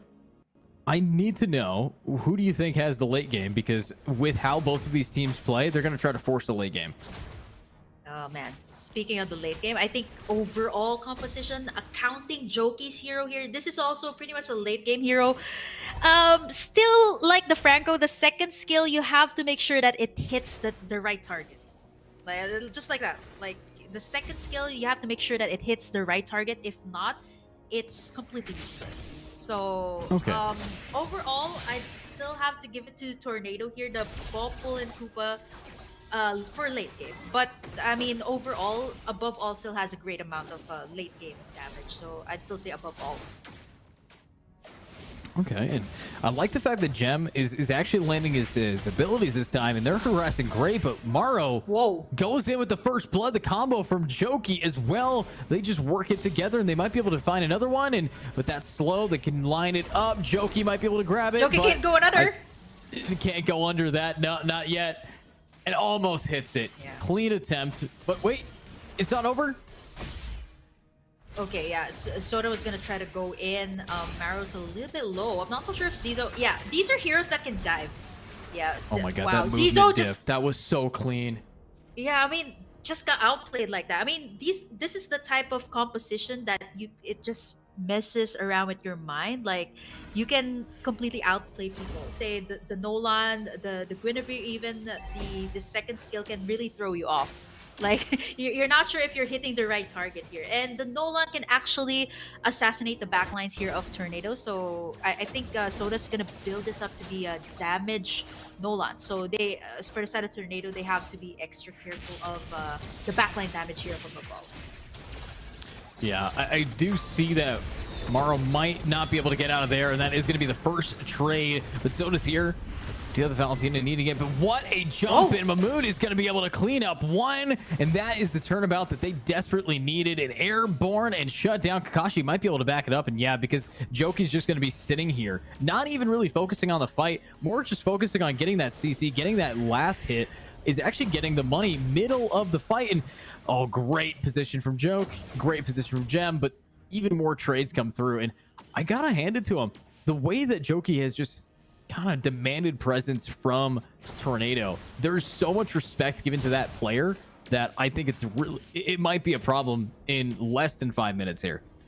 Yeah, I mean, especially if Joki picks up the third item, that should be big. And the Novaria, the thing I don't like about this hero, I seriously don't like going up against this hero, especially in ranked games. I actually banned this hero out because it can pass through walls. But wow, what a jump coming out from Maro. But it doesn't actually translate to anything. But you know what? Above all, can actually go for the backlines exactly like that. I'm not so sure Soda might get traded off here. He actually managed to Oh my escape. god. That's crazy. Totally it's OP. No one should be able to do that, but Soda is. I mean, I think that's also just a little bit of a skill dip because there's nothing that they can do to stop it. No slows, no rotations. And right now, above all, even though the score is tied right now and with relatively the same net worth, the way that they're playing is they're breaking ankles here. They're crossing these guys up right now. And that's going to be a problem because on a fundamental level, the skill is just in the hands here of players like Maro. Yeah, the Kufra here makes so much sense. There's a lot of dashes coming out here from above all, and the Kufra's bouncing ball just, disrupts all of the dashes here, making sure that the Nolan isn't able to pop in the ultimate as much, but the teamfight's about to break here. The Yuzong joins in the teamfight as well, gets the Petrify, and that's going to be a nice pick off there by Tornado. They actually managed to get one, but above all wasn't able to clap back. Yeah, unfortunately, I think that they weren't expecting that rotation from the offline really just do things. Mahmood, great timing, and I will give that to this character, give the player as well, being able to rotate enough to try to work it out. But we are seeing that it's a real focus towards bottom, and the second they get in, I think that is going to be a death of Gemex, unless he can find some kind of escape. But nope, it's free. Clint's going to secure that pick, which is massive, and they can just keep it going. And hopefully they can keep this energy up, because I like what we're seeing so far. But Zizo takes out something for a little bit of money there. Yeah, it's actually nice that above all traded actually gave more pressure towards the gold side instead of getting the turtle. I mean, they could have given, or at least they could have at least traded like a kill there on the bottom side on at least the Popple and Koopa here. But they just chose to give so much pressure here on the bottom side, didn't get the turtle anymore, knowing that Venox will need a little bit more hand here because there's a lot of pressure here on the gold lane. 3 members already rotating towards this side, and a lot of pokes coming out from the side of above all. Yeah, and look at this. I love the fact that they have just harassed bottom to the point where they're not going to have any space. Wow. And what a snipe! Taking that down, I think they opened the door to maybe get a very free tower early on, but Soda's here to do some damage. Zizo is rotated, and finally, that is Mahmood always coming in. The dragon is flying and might be able to find a pick. And yeah, every single time. Great job. They clean house. Great rotations. And if they can keep energy like that moving, then they are going to be able to turn this game back into their favor. Yeah, Mahmood just has the perfect timing every time. I mean, this guy came from the top lane, and now he's going down bottom side. I like what Soda is actually doing here as well. He's pushing the tower up top while everyone else is busy on the bottom side. I mean, no one has pushed the tower yet in this game. So 6 minutes in, above all actually picks up the first tower of Tornado here on the top side. And we call that space created. And with that space, they're going to immediately die, though. Joki is able to get picked off in that angle. We do have Venox here. This Clint needs to try to hopefully just get that space. You don't really want to get into any fights yet. The problem with Clint, as you pointed out, is mobility. This guy is slow. He's not going to be able to get out if he gets caught out in any fights. And talking about caught out in a fight, Zoda has the ability to move. That's what you want to see, but can he move away enough? Zizo is still following him pretty tight, and yes, he is out. The trade-ups now, they might be able to clean it out. We do have TPs out. Joko is going to be able to grab it. Maro is down with a mega kill on Zizo, though, and that's massive to really just turn this fight back. But I love the bait that we saw there from the Nolan. Yeah, the thing about above all here is they're willing to give Zizo all of these objectives, like the turtle. It actually has been buffed up in the last patch. So once you get the turtle, it gives so much gold, golden XP, not just to your team, but to the jungler. So this is the reason why Zizo's just able to pop up this entire game, like 4-1-2 on the Joy. He's been dishing out, yeah, a great amount of damage here. I believe Zizo also picked up the Holy Crystal here, which just adds up or amps up the damage here of the Joy. I mean, backline damage, you can see it, right? Coming out from the ultimate, the electrifying beats of the Joy. He's able to rip, yeah, even the tankiest heroes here apart. Oh my god, talk about ripping them apart. Night Fury, what happened to you, buddy? That is rough. I mean, this Valentina hasn't had a great last 2 games, but it's just always the first to fall, and that's not ideal. But what is ideal is the fact that we're seeing so much damage being dealt, and both teams managing to stay pretty even. Zoda knows that he's getting backed out, and I think Zoda's just going to be able to leave almost every single time. Has Zoda fallen once? Yes, he has fallen once, but yeah, he has. Overall, pretty clean. But there we go. The Clint's down. Zizo is doing what Zizo has done in the past game here. 2 games, technically. And just getting these free kills early on. But I'm still concerned because we saw how that late game played out for this team.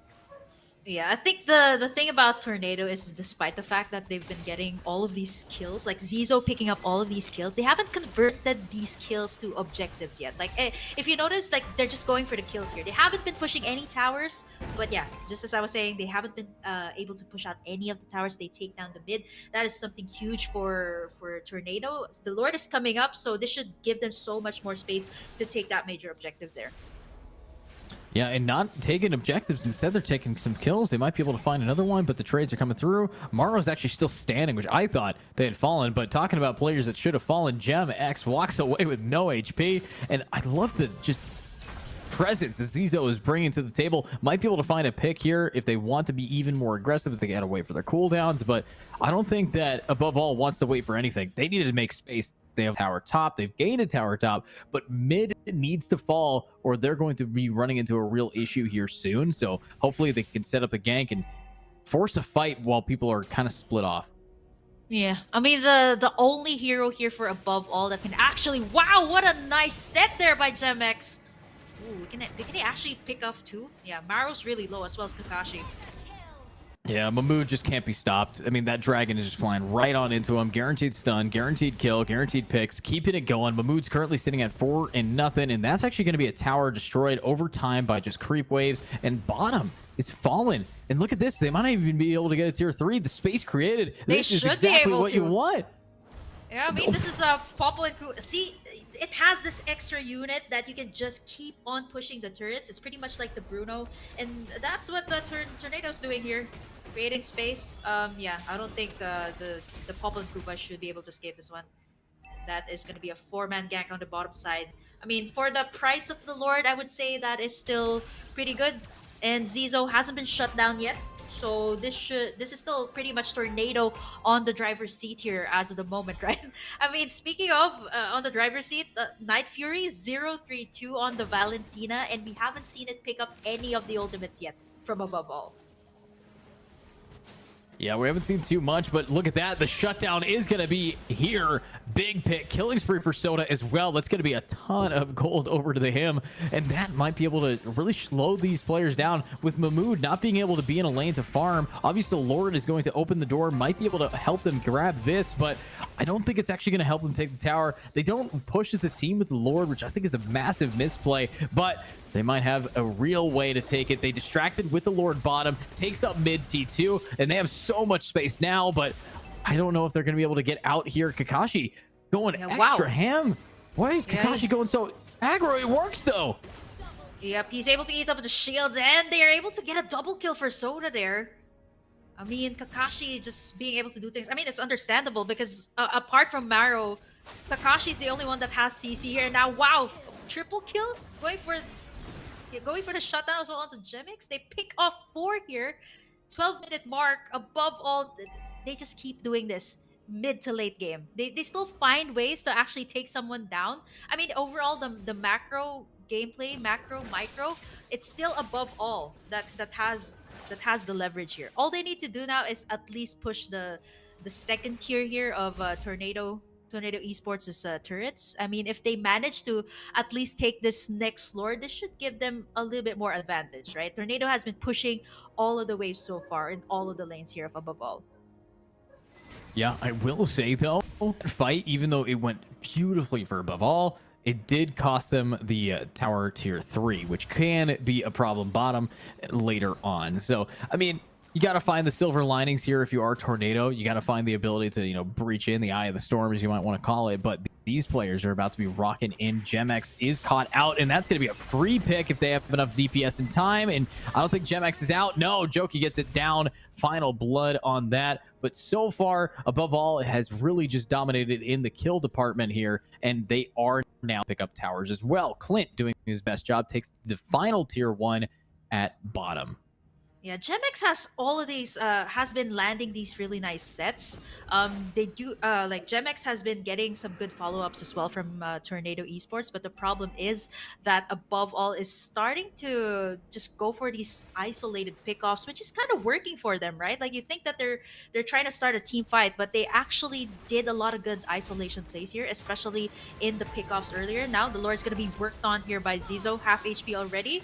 But Soda has been getting all these pickoffs. He's been on a rampage so far. Yeah, Soda has no reason to be shut down yet, and I don't think they're going to really have any issues taking this Lord if they can find one more pick. They've already leveled it out, and unfortunately, Shibab has a 20-second cooldown. So, wait, Knight, where are you going? You're going in to back up Zizo, and Zizo doesn't care, takes out Venox, but Kakashi ain't done, still wants to fight it, but you guys are too focused while Soda is in your back line taking out your big players. Mood is now down, Shibab's down, and unfortunately, that is not going to give you enough space. They can keep fighting this up. Maro is just knocking players up, knocking them down, and Soda might be falling, but just kidding. I think they finally full control over this this area here. Yeah, Zizo's just dishing out so much damage with the electrifying beats. I mean, even Soda has to go back for some HP. I mean, I already pointed out earlier, if you pick up a Nolan, you're definitely going to build it as a damage dealer. So you don't really have that much defense items. And looking at Zizo here, he has picked up at least, yeah, the Blood Wings. So this is like additional 250, no, 150 magic damage. So that's a lot for above all to take. And without any Athena shield, without any of those magic defense items for the Nolan, it should be easy to take them down. But look at Kakashi, just zoning everyone out. Zizo as well, going in for the back lines. He's able to pick up 2. Ooh, and Soda's going to be able to use what Kakashi has set forth to maybe get the duel, but no! The turnabout from Mahmood and Zizo is just too big. Kakashi is still stuck here. I mean, from zoning him out to being zoned out, and unfortunately leaving your team all alone, that might be too much aggression, and your team's not there to back you up. So Lord is going to get taken, but wait, Kakashi, can you swipe it? Whoa. No, he can't. No. Definitely not. Yeah, I like the attempt though that they tried to go for the steal, but numbers advantage definitely for Tornado. I wasn't so sure what Kakashi had in mind, although he does have the Purify as the battle spell, so he was at least hoping that he could land like 3 members. Then Joki gets like the second skill to land on at least 3 of them, right? That should at least buy them some time to take that Lord. But now 16 minutes in, they got the enhanced Lord here. Above all, it was just that one team fight that Tornado Esports won, and it was able to turn it around once again. It's like a pendulum here for both sides. They're setting up this death bush onto... Oh, wow. Onto Zoda. That was a yeah, blink. instant delete. Yeah, I mean, and Soda could not have had a worse time. Just wanted to come back, maybe get some money from the lane, and yeah, not ideal. But Kakashi's here to try to maybe CC this out, but Tornado, they are brewing up a storm right now. Unfortunately, this is a very similar position that they were in last game. Can they keep it, though? Last game, it was tough. They've managed to take it, but with the Lord's help, they are going to be able to end this game real quick. Yeah, Holy Crystal and that Blood Wings. Yeah, it's not going to be enough as we're going to game number 3. I mean, okay. I wasn't so sure what what above all had in mind there. They were going in 1 by 1 in that last and final clash. They were making so much mistakes. And Tornado Esports, I was like, there's a Lord coming in and you guys are starting out team fights. That's not really necessary. So yeah, I mean, they should have at least defended the base first before they went for the team fight. There's a lot that they could have done better, and I'm hoping that they're going to learn from that. But I think what we just saw was that Tornado Esports had learned from the mistakes. We really gassed this team up here, and unfortunately, they got shut down in this second game. And maybe, just maybe, it was, as you might have called it, just a little bit about the picks. I think that they picked very powerful characters, but I don't know if they had as much experience with those characters as, let's say, some others. I mean, obviously, that Clint wasn't able to do much. We didn't see so much from the marksman on that side. You can compare that to the opposite marksman, and they were taking towers every single second. I mean, it was just so much push power. Yeah, I just didn't understand why they didn't pick up like a Claude. That is still pretty much on at least the A tier. Like Clint is at least like a B tier marksman. If you ask me, overall, like going up against a Popple and Koopa, you need to have that mobility as well. Like the Clint didn't have it. I mentioned it earlier. It only had the flicker. So having the joy on the side of Tornado Esports, you can just take down the Clint. One ultimate can just take the Clint down. They should have at least gone for the Claude.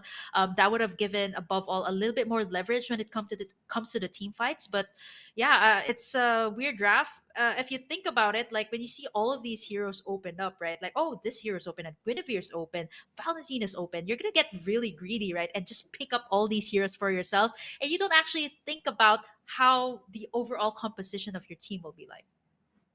Yeah, I think at the stage that these players are in, I think that was really just a testament to the fact that even if you dominate in one game, it doesn't mean that if you're going to be switching up so much that you're going to be able to do the same.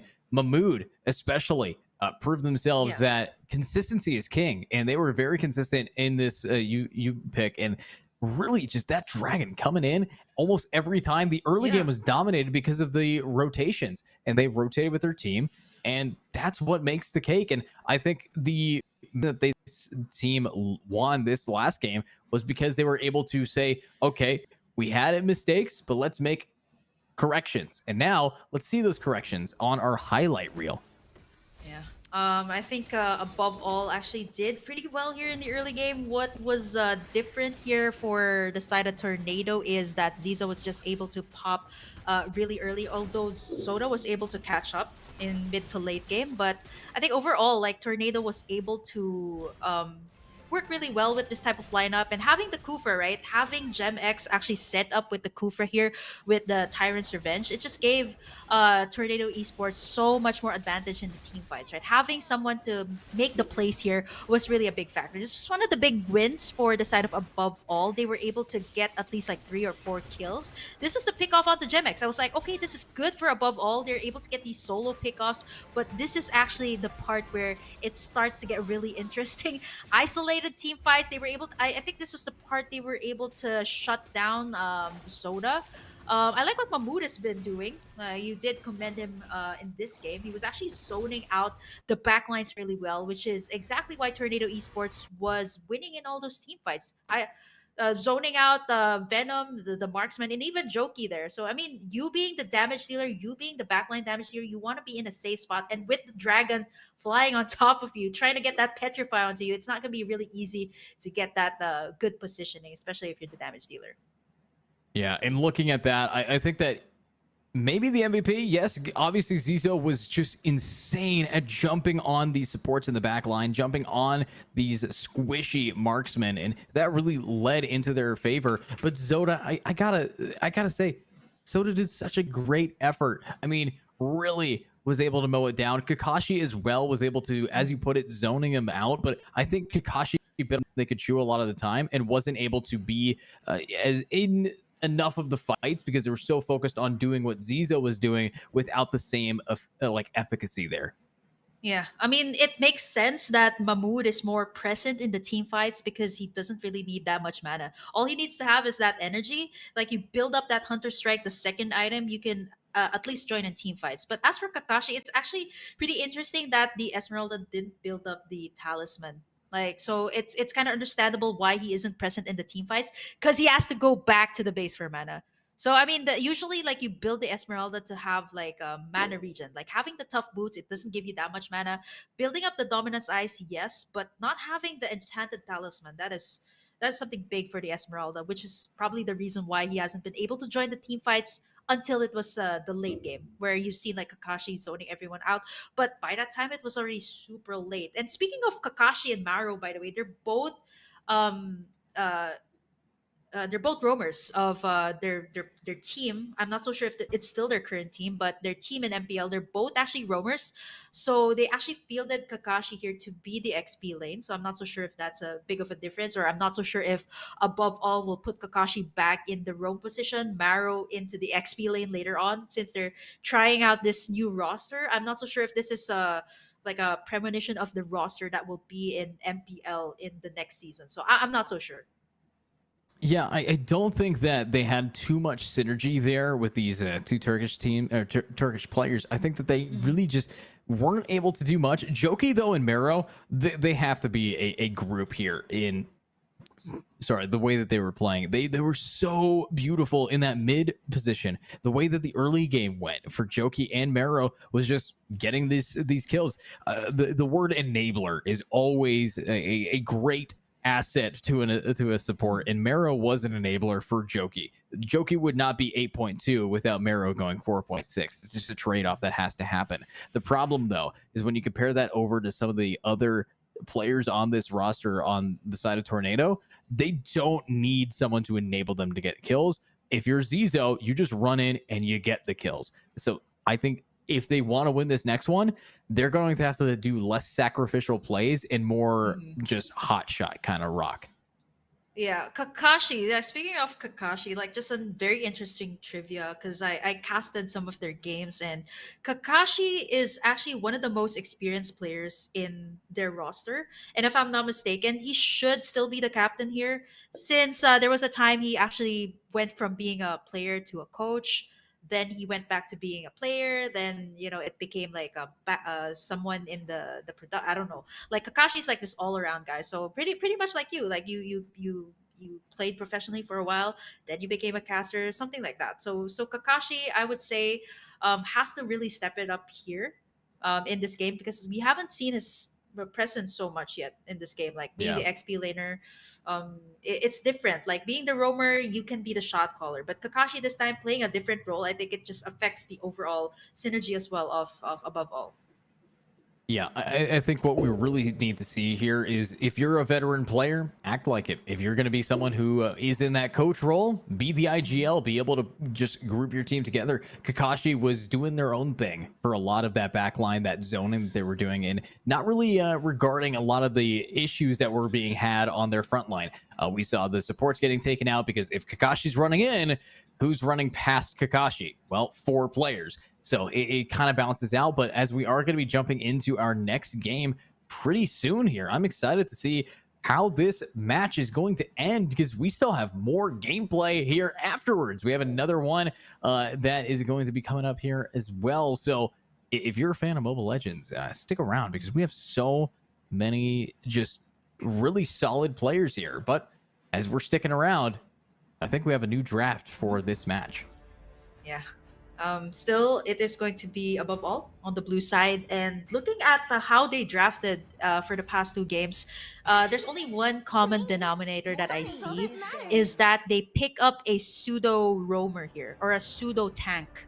I would say, like they picked up Guinevere in the second game, then they picked up the Arlott in the first game. So both of these are actually fighters. They do have CC, they do have they do have CC, but the problem is it's not as good as like the hard tanks, say the Kufra, the Atlas. It's just really different, but it still pretty much works. I guess for above all, they really want to test out, or they want to max out these meta picks. If it's available, they're just gonna pick it up.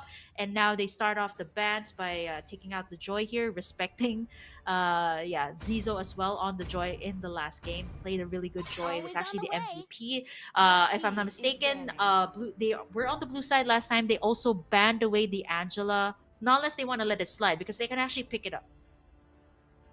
Yeah, I think that it's a decent idea to really just work with your strong suits. And what we saw is we saw Zizo put fear into all of into above. I mean, they scared him with that gameplay to get MVP. It makes sense that they ban the Joy. It just does. But looking at some other bans that we're going to be seeing, I'm expecting, hopefully, they're going to be banning the this player Mahmood's favorite. He's only picked one the entire time, and I think shutting him out of that is a smart idea, because in my opinion, even though MVP was Zizo, early game that enabled Zizo to get so fat was Mahmood's ganks. So shut this guy out. Diggy. Okay, pretty interesting, because Diggy can get really annoying. There's still, I feel like they're thinking, okay, if we do take out the Yuzong, there's actually a lot of other picks that will be opened up. So maybe they leave that later on. There's not gonna be any of these burst junglers that will be up for the taking, but this is quite surprising. Usually, people would go for the Angela first. So they pick up still the Guinevere. I believe this is still going to be going to Marrow, still going to be the Roam. Not unless they switch it up later on. So I think this is more of like a flex pick coming out from above all. And looking at the heroes that are still open, Night Fury has also spammed the Valentina for the past 2 games, and I think it's still going to be the same case here. It's just so powerful. And although we haven't seen a lot of the ultimates, the useful ultimates being picked up by Night Fury, it still worked out really well for them. I guess if you want to go for the meta picks, pick up the Valentina, pick up the Angela here. Those are just 2 great picks here for the side of Tornado. Yeah, I like the picks that we're seeing here. I think that it's going to really work out for them, but I think Night Fury been a little bit of a one-trick pony today. I don't mean to say it in even Mahmood. Wow, just back to back the same thing. Soda though, oh, I love Fanny. I love this character. It's just so nice. It's just He's just flex. Oh, you know what? The last time Soda was here on Arena Esports, they actually the opponent actually banned away the Fanny. Respecting, so again, because Soda is one of those players that can pick up those those assassin picks, Ling, Fanny, but actually he's pretty much very flexible. Going for the tanky type of jungler, still very viable right now. They're still not gonna reveal what Soda's pick is gonna be. Maybe leave it for the last pick. Maybe tease a little bit here, for the side of Tornado Esports. Maybe bait them to pick out the Kufra. Oh yeah, maybe we're gonna pick up the Fatty, pick up the Kufra to counter us out. So they want to leave that pick maybe for the second phase, which is actually really a very good choice here for above all, like keeping their jungler as the last pick. It could actually surprise Tornado here, because looking at how the ban is going to be, like it should be either Soda or Alpha here who's gonna pick their heroes out. Oh wait, they're fielding another player here. It's gonna be Alpha playing instead of Kakashi actually this time. So I was just talking about Kakashi. He might actually Maybe you be want- in the backlines right now. He might actually be the one in the coaching Yeah, the staff coach right role. now. Yeah. I think you called it. I think that's a great analysis there. I mean, if anything is there to really lock it in, I like it. But now we're seeing some bans to try to trade it off. But Alpha, I'm hoping, is going to be able to really prove something. I mean, got the MPL in their name, obviously. Got the Pro This is League the right real there. offlaner. Yeah, Alpha's the real offlaner of They're bringing team. So, they're bringing the Yeah, they're big bringing guns their out real- for yeah, this is for the scary. last game. Choose my own Yeah. Alpha is really the XP lane. So I mean, if this guy is just playing his original role, they should be able. Yeah, this is the time to bring it out. This is the last game. After all, they won the first game, so this is match point for both sides. Pretty much bring out the best of the best. And now both sides are just banning out all the possibilities here. Now with Alpha playing, I'm not so sure if Tornado Esports knows that he's going to be playing. They actually banned away the R-Lot despite the fact that their Guinevere has been already picked up here. The Diggy ban was already out, so there's no way to counter out this Atlas. I mean, anti-CC like the Martis would be a great pickup here, great early game as well.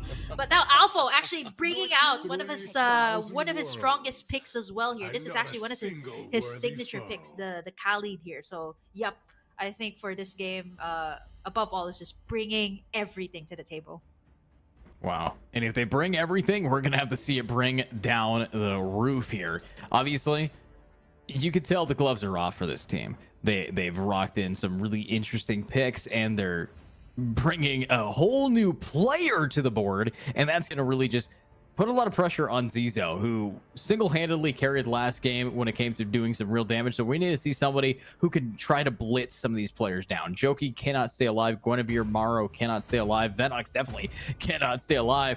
So you're going to need someone who can get in that back line. And we're seeing what game one brought us. Yeah. We're seeing Zizo yet again on X-Board. Yeah, I would actually have preferred the Lancelot pickup for Tornado. That could have at least put some pressure on the marksman and even Joki here. The Lancelot can really take down the backlines. And what I really don't like about the Lancelot is that you can build it to be a hybrid. Like you can build it to be a tanky Lancelot, or maybe like a half damage dealer, half tanky build. And it's really annoying because it just dashes in and out. Pretty much like the Nolan. You can dash in and out, take down the backlines, and you leave unscathed.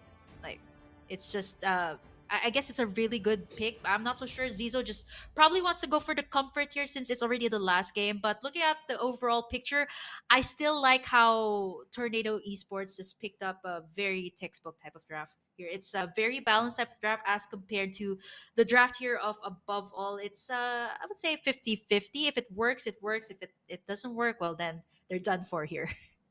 Yeah, this could be it. This could be the thing that makes or breaks them. And I mean, breaking them is definitely what we want to be watching here for above all. Tornado might be able to stay alive, stay here, but Zizo wasn't able to have that much efficiency in that game. I mean, I remember the first time he died was the first time we saw a end of the game happen. So I'm kind of concerned, but above all, wants to push in this, wants to go with their real aggression. They might actually grab a mood early here, but mood this time is in a completely different lane. So this could change things.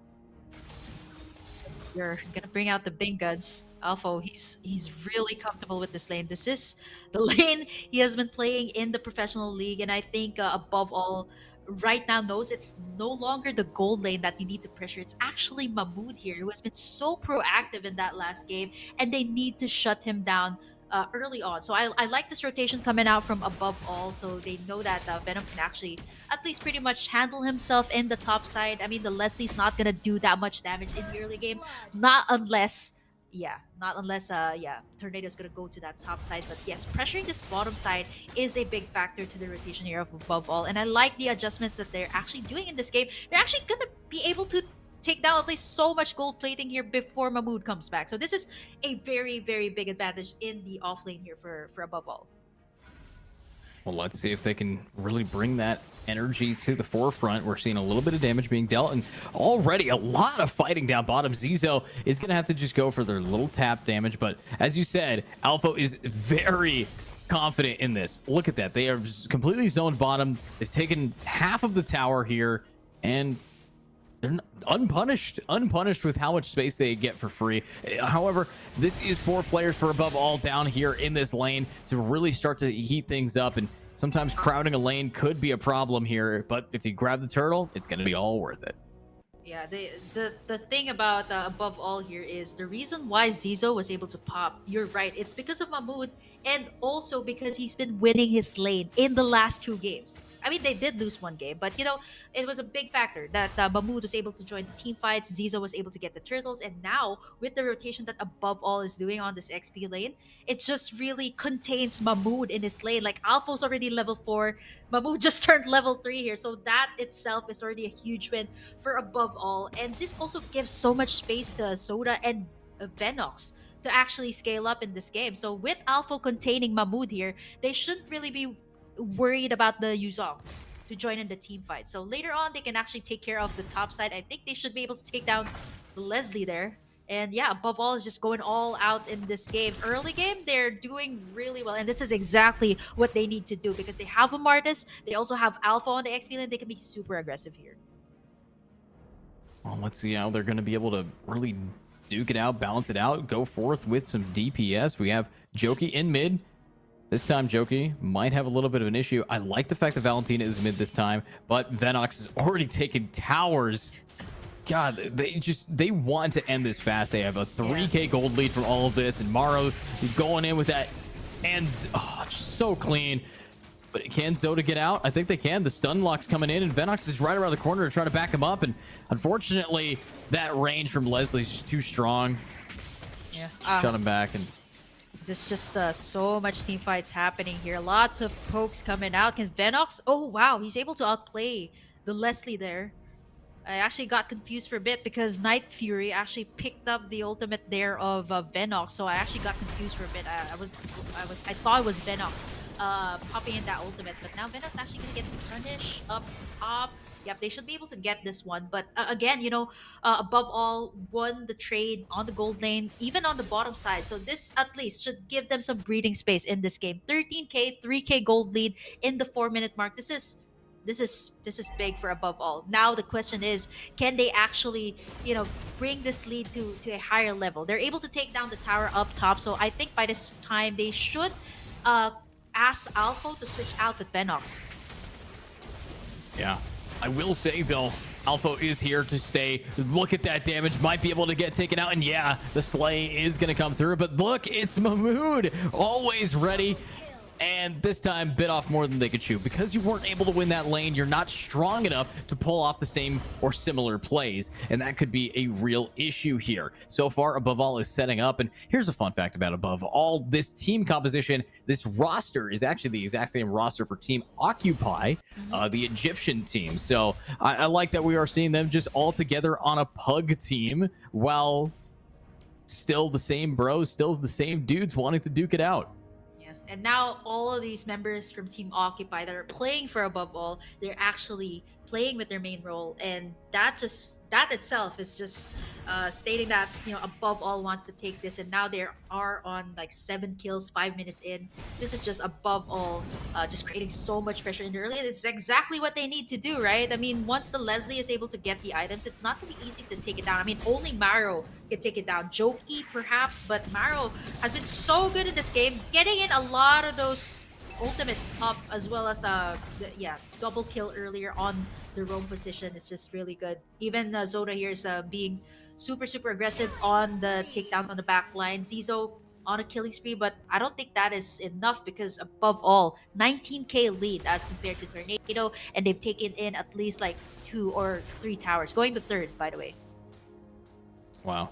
just really wanting to push this in early. They don't want to get this into a position where they don't have enough space to farm later, but Maro just jumping in might be able to little switcheroo here.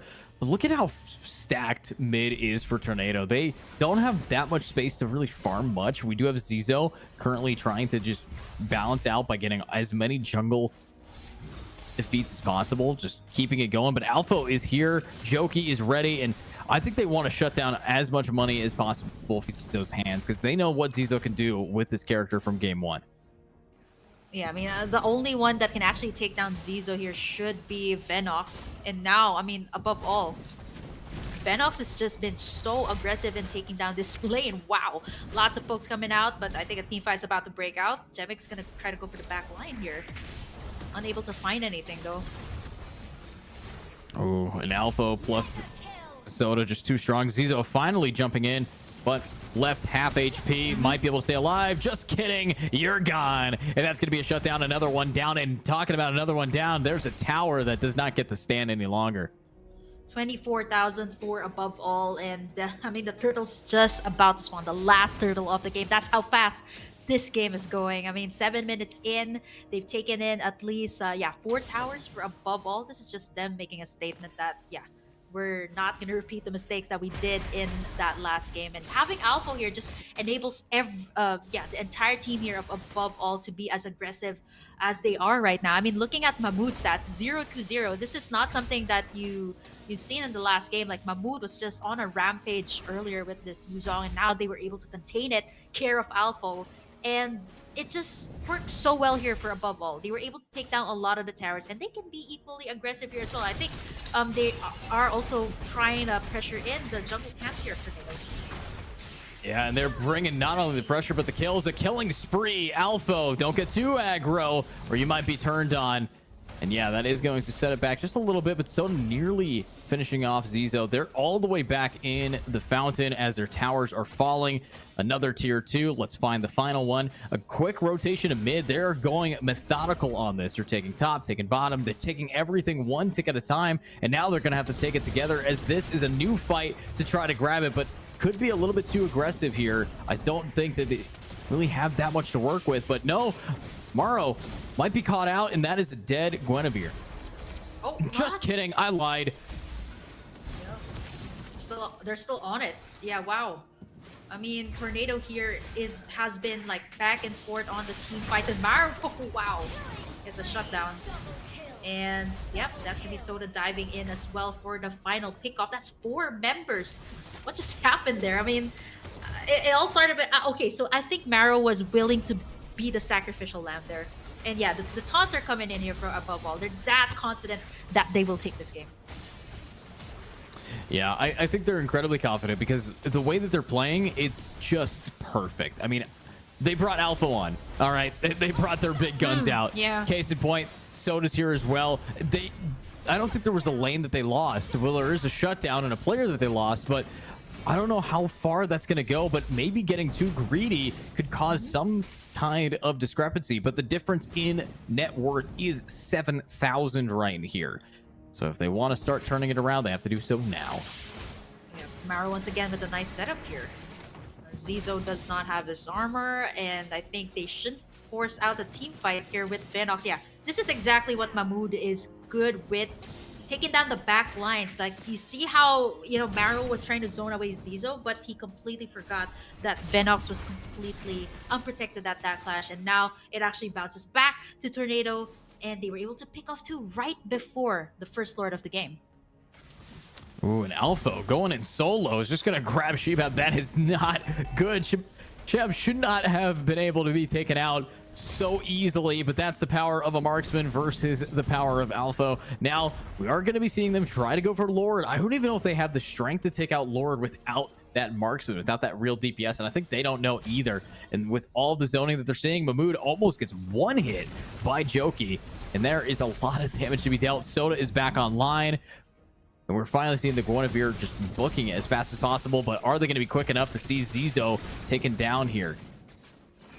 Okay, they missed that ultimate from Venox, but that was enough to actually cause Tornado to actually back away. This should signal above all to actually start working on this first lore. This is not the enhanced one, but this should at least take down the inhibitors of Tornado by this game. I mean, I think what above all wants to do here is just to take down as much towers as they can and create so much space, because that's what Tornado has been doing for the past two games. I mean, they lost a lot of lanes for the past two games, and Tornado was just able to, put the game into a back and forth situation for above all. And now with Alpha here in this game, 5-8, he has just picked up the Malefic Roar, by the way. So one ultimate here from Alpha should be able to delete the Leslier or the marksman here of Tornado Esports. Oh, that's not good news. That's not good news. And I mean, I don't even think they need the ultimate to kill the marksman. We saw what happened last time. What they need that, though, is to try to kill somebody like Zizo. If they can take down this X-Borg, they get a free tower. And that tower top looks pretty low here. So what can you do? You have been able to really zone out these players. We're still seeing just a lot of fear. So much space given. And yeah, that's going to be a free top. And that might lead into a free mid. They're going in with the Lord, though. Not splitting off this time. They're going full stacking. Wow. They could end the game if they need to. And that's going to be Jokey one-hitting. They're still at it. Oh, my God. Alpha, he's caught out, though. He's pushed right back in. And we're seeing the real cleanup from Zoda. 1, 2, might find a third. But instead, they're just going to try to end the game right from under their noses. Triple kill. It ends the game. I was wondering what Maru was doing there. It was actually to buy so much time for Zizo, or sorry, for Soda to actually take down the back lines, getting in that decimate in that last moment. He had the immortality, so it just gave him so much confidence to dive in. And with the Lord here for the side of above all, they can be able to push it. Yeah, they can actually take down the turret, and yeah, it was game over for above all. Was such a fast game. I think this was one of the fastest that we had for today. That was a quick game that really showcased what momentum can do, and the fact that if you're at the top of the mountain, if you're above everybody and you drop a snowball, you will form an avalanche and just completely cascade over these guys. So great job from above all. At the start, we didn't really know what we were expecting from them, and then we realized it was the Occupy team roster, and they occupied our hearts and our minds as the final score 2-1. Rest in peace, Tornado, for this qualifier. But that doesn't mean that we are done for the day. We have more coming up next. Hopefully, we're going to see something nice from these guys. But any final thoughts about that first match of the day here, Kim? Yeah, I'm just wondering why above all actually waited for the last game. And maybe save the best for last, but they waited for the third game to actually bring out Alpha. Maybe it's not to let the other team decipher what they want. I mean, having Alpha here just made above all take in the series. And Tornado, actually, I'm pleasantly surprised that they were able to go up against an MPL team, or at least half an MPL roster here for above all. I mean, being able to go up against these pro players, I'm not so sure who these Tornado players are, but they're actually pretty good. Being able to go alongside or play alongside above all, and giving or stretching this out to a game number 3 is pretty much a feat for them.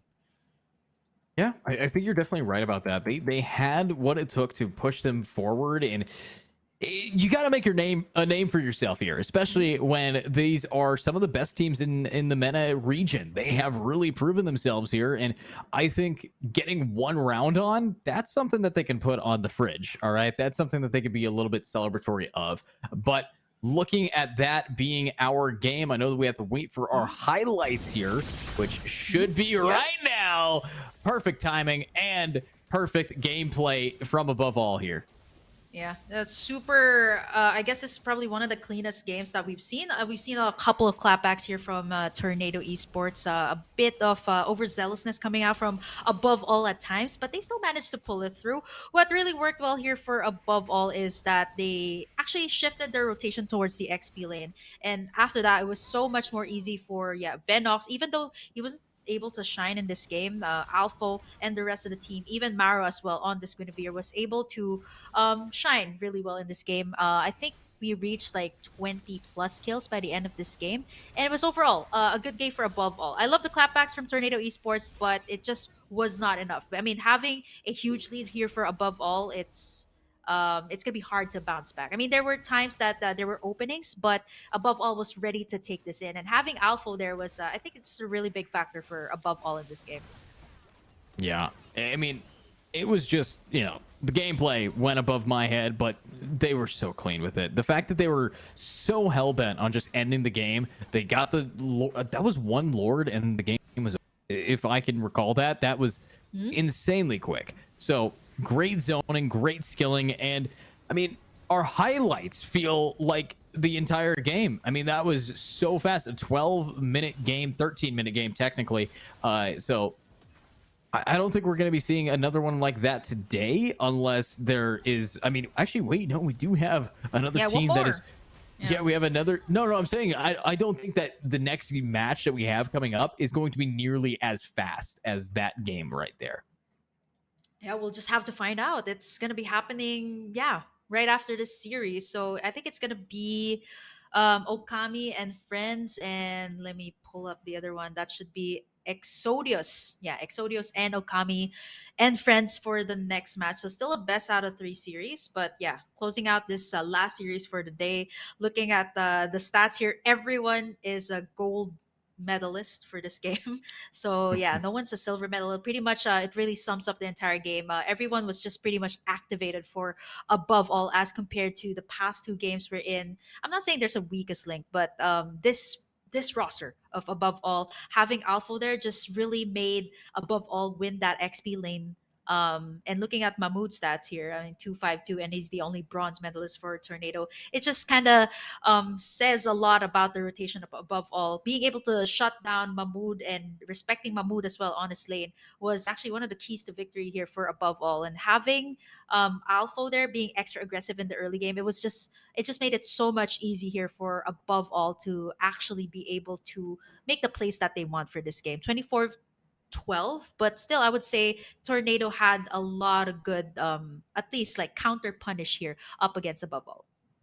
Yeah, and going back to that that hero draft that we saw from these guys, I will say when they were doing their picks and bans, I did say that you need to shut down Mahmoud, and instead of hanging out that she was going to pick, he just straight up said, I'm going to counter pick it. I'm going to read this player, like I'm going to flip to and close the, and that's exactly what they did. So beautiful job. Now I do want to say yet again, thank you to our broadcast partner Playtonia and our strategic partner AD Gaming. Also, Arena Esports is powered by, so if you are a fan here, make sure to check out some of our partners or just follow Arena Esports themselves. Thanks again. We'll be right back with a break. So hopefully we see you in match number 2 with even better gameplay than that one.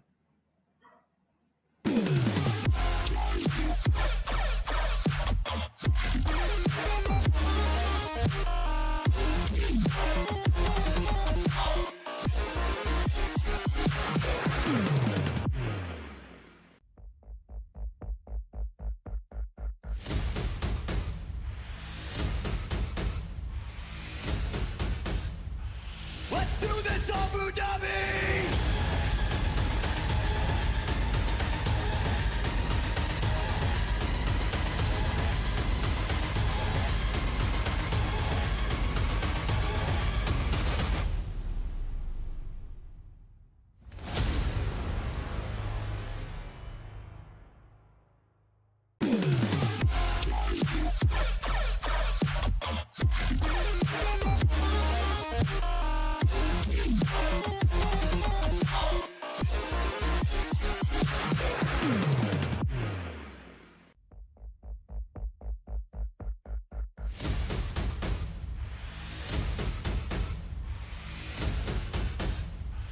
Let's do this, Abu Dhabi!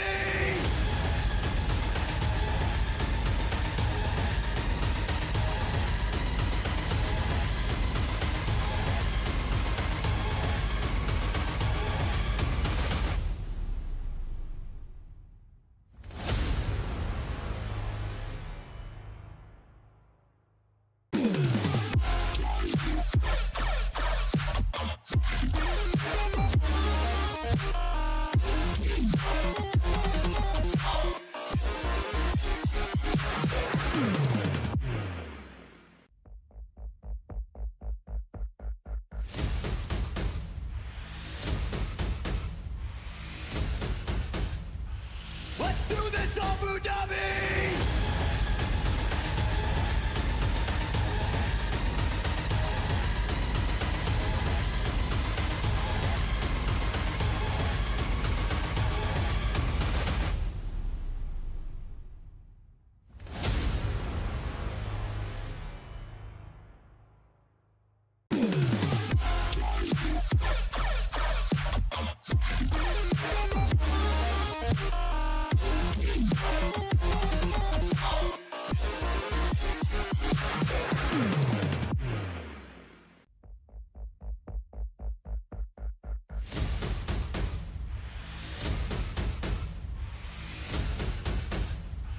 Let's do this, Abu Dhabi!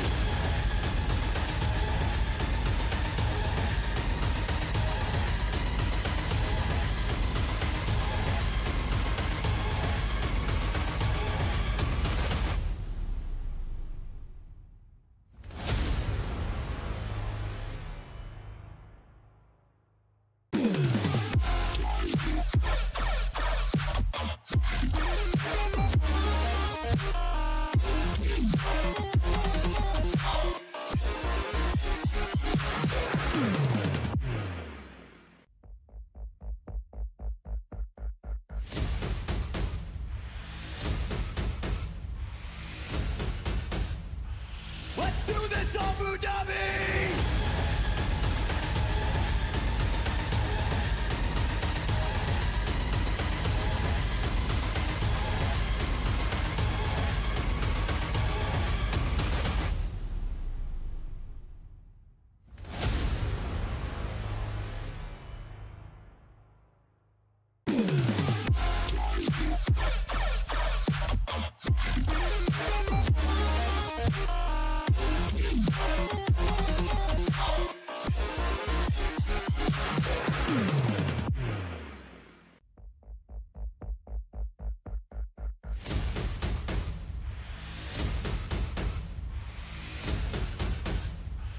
Let's do this, Abu Dhabi!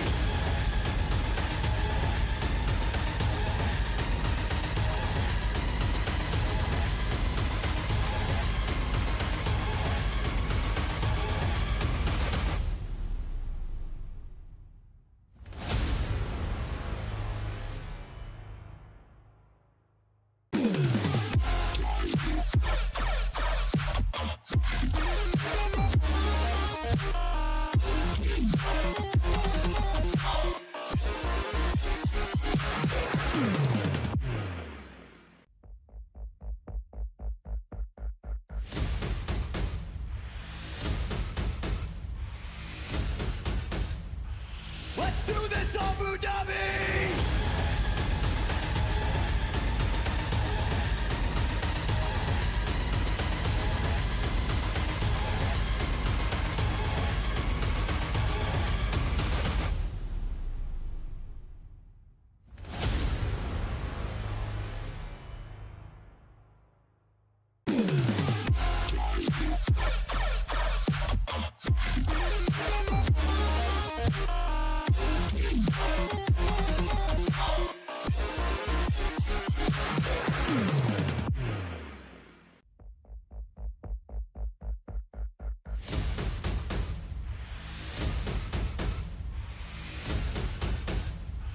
Let's do this, Abu Dhabi!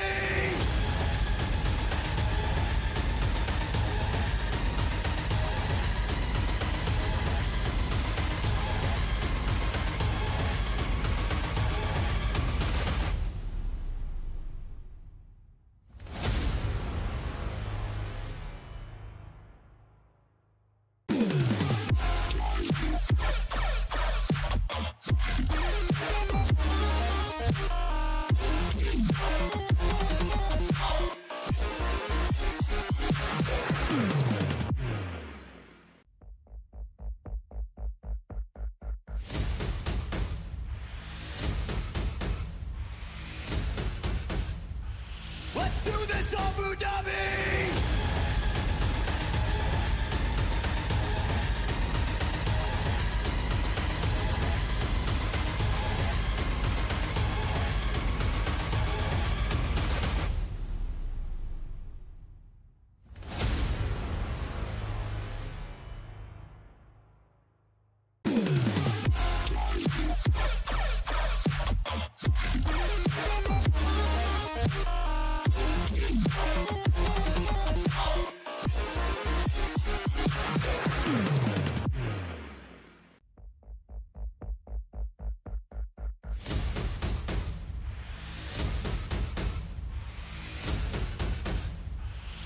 do this Abu Dhabi!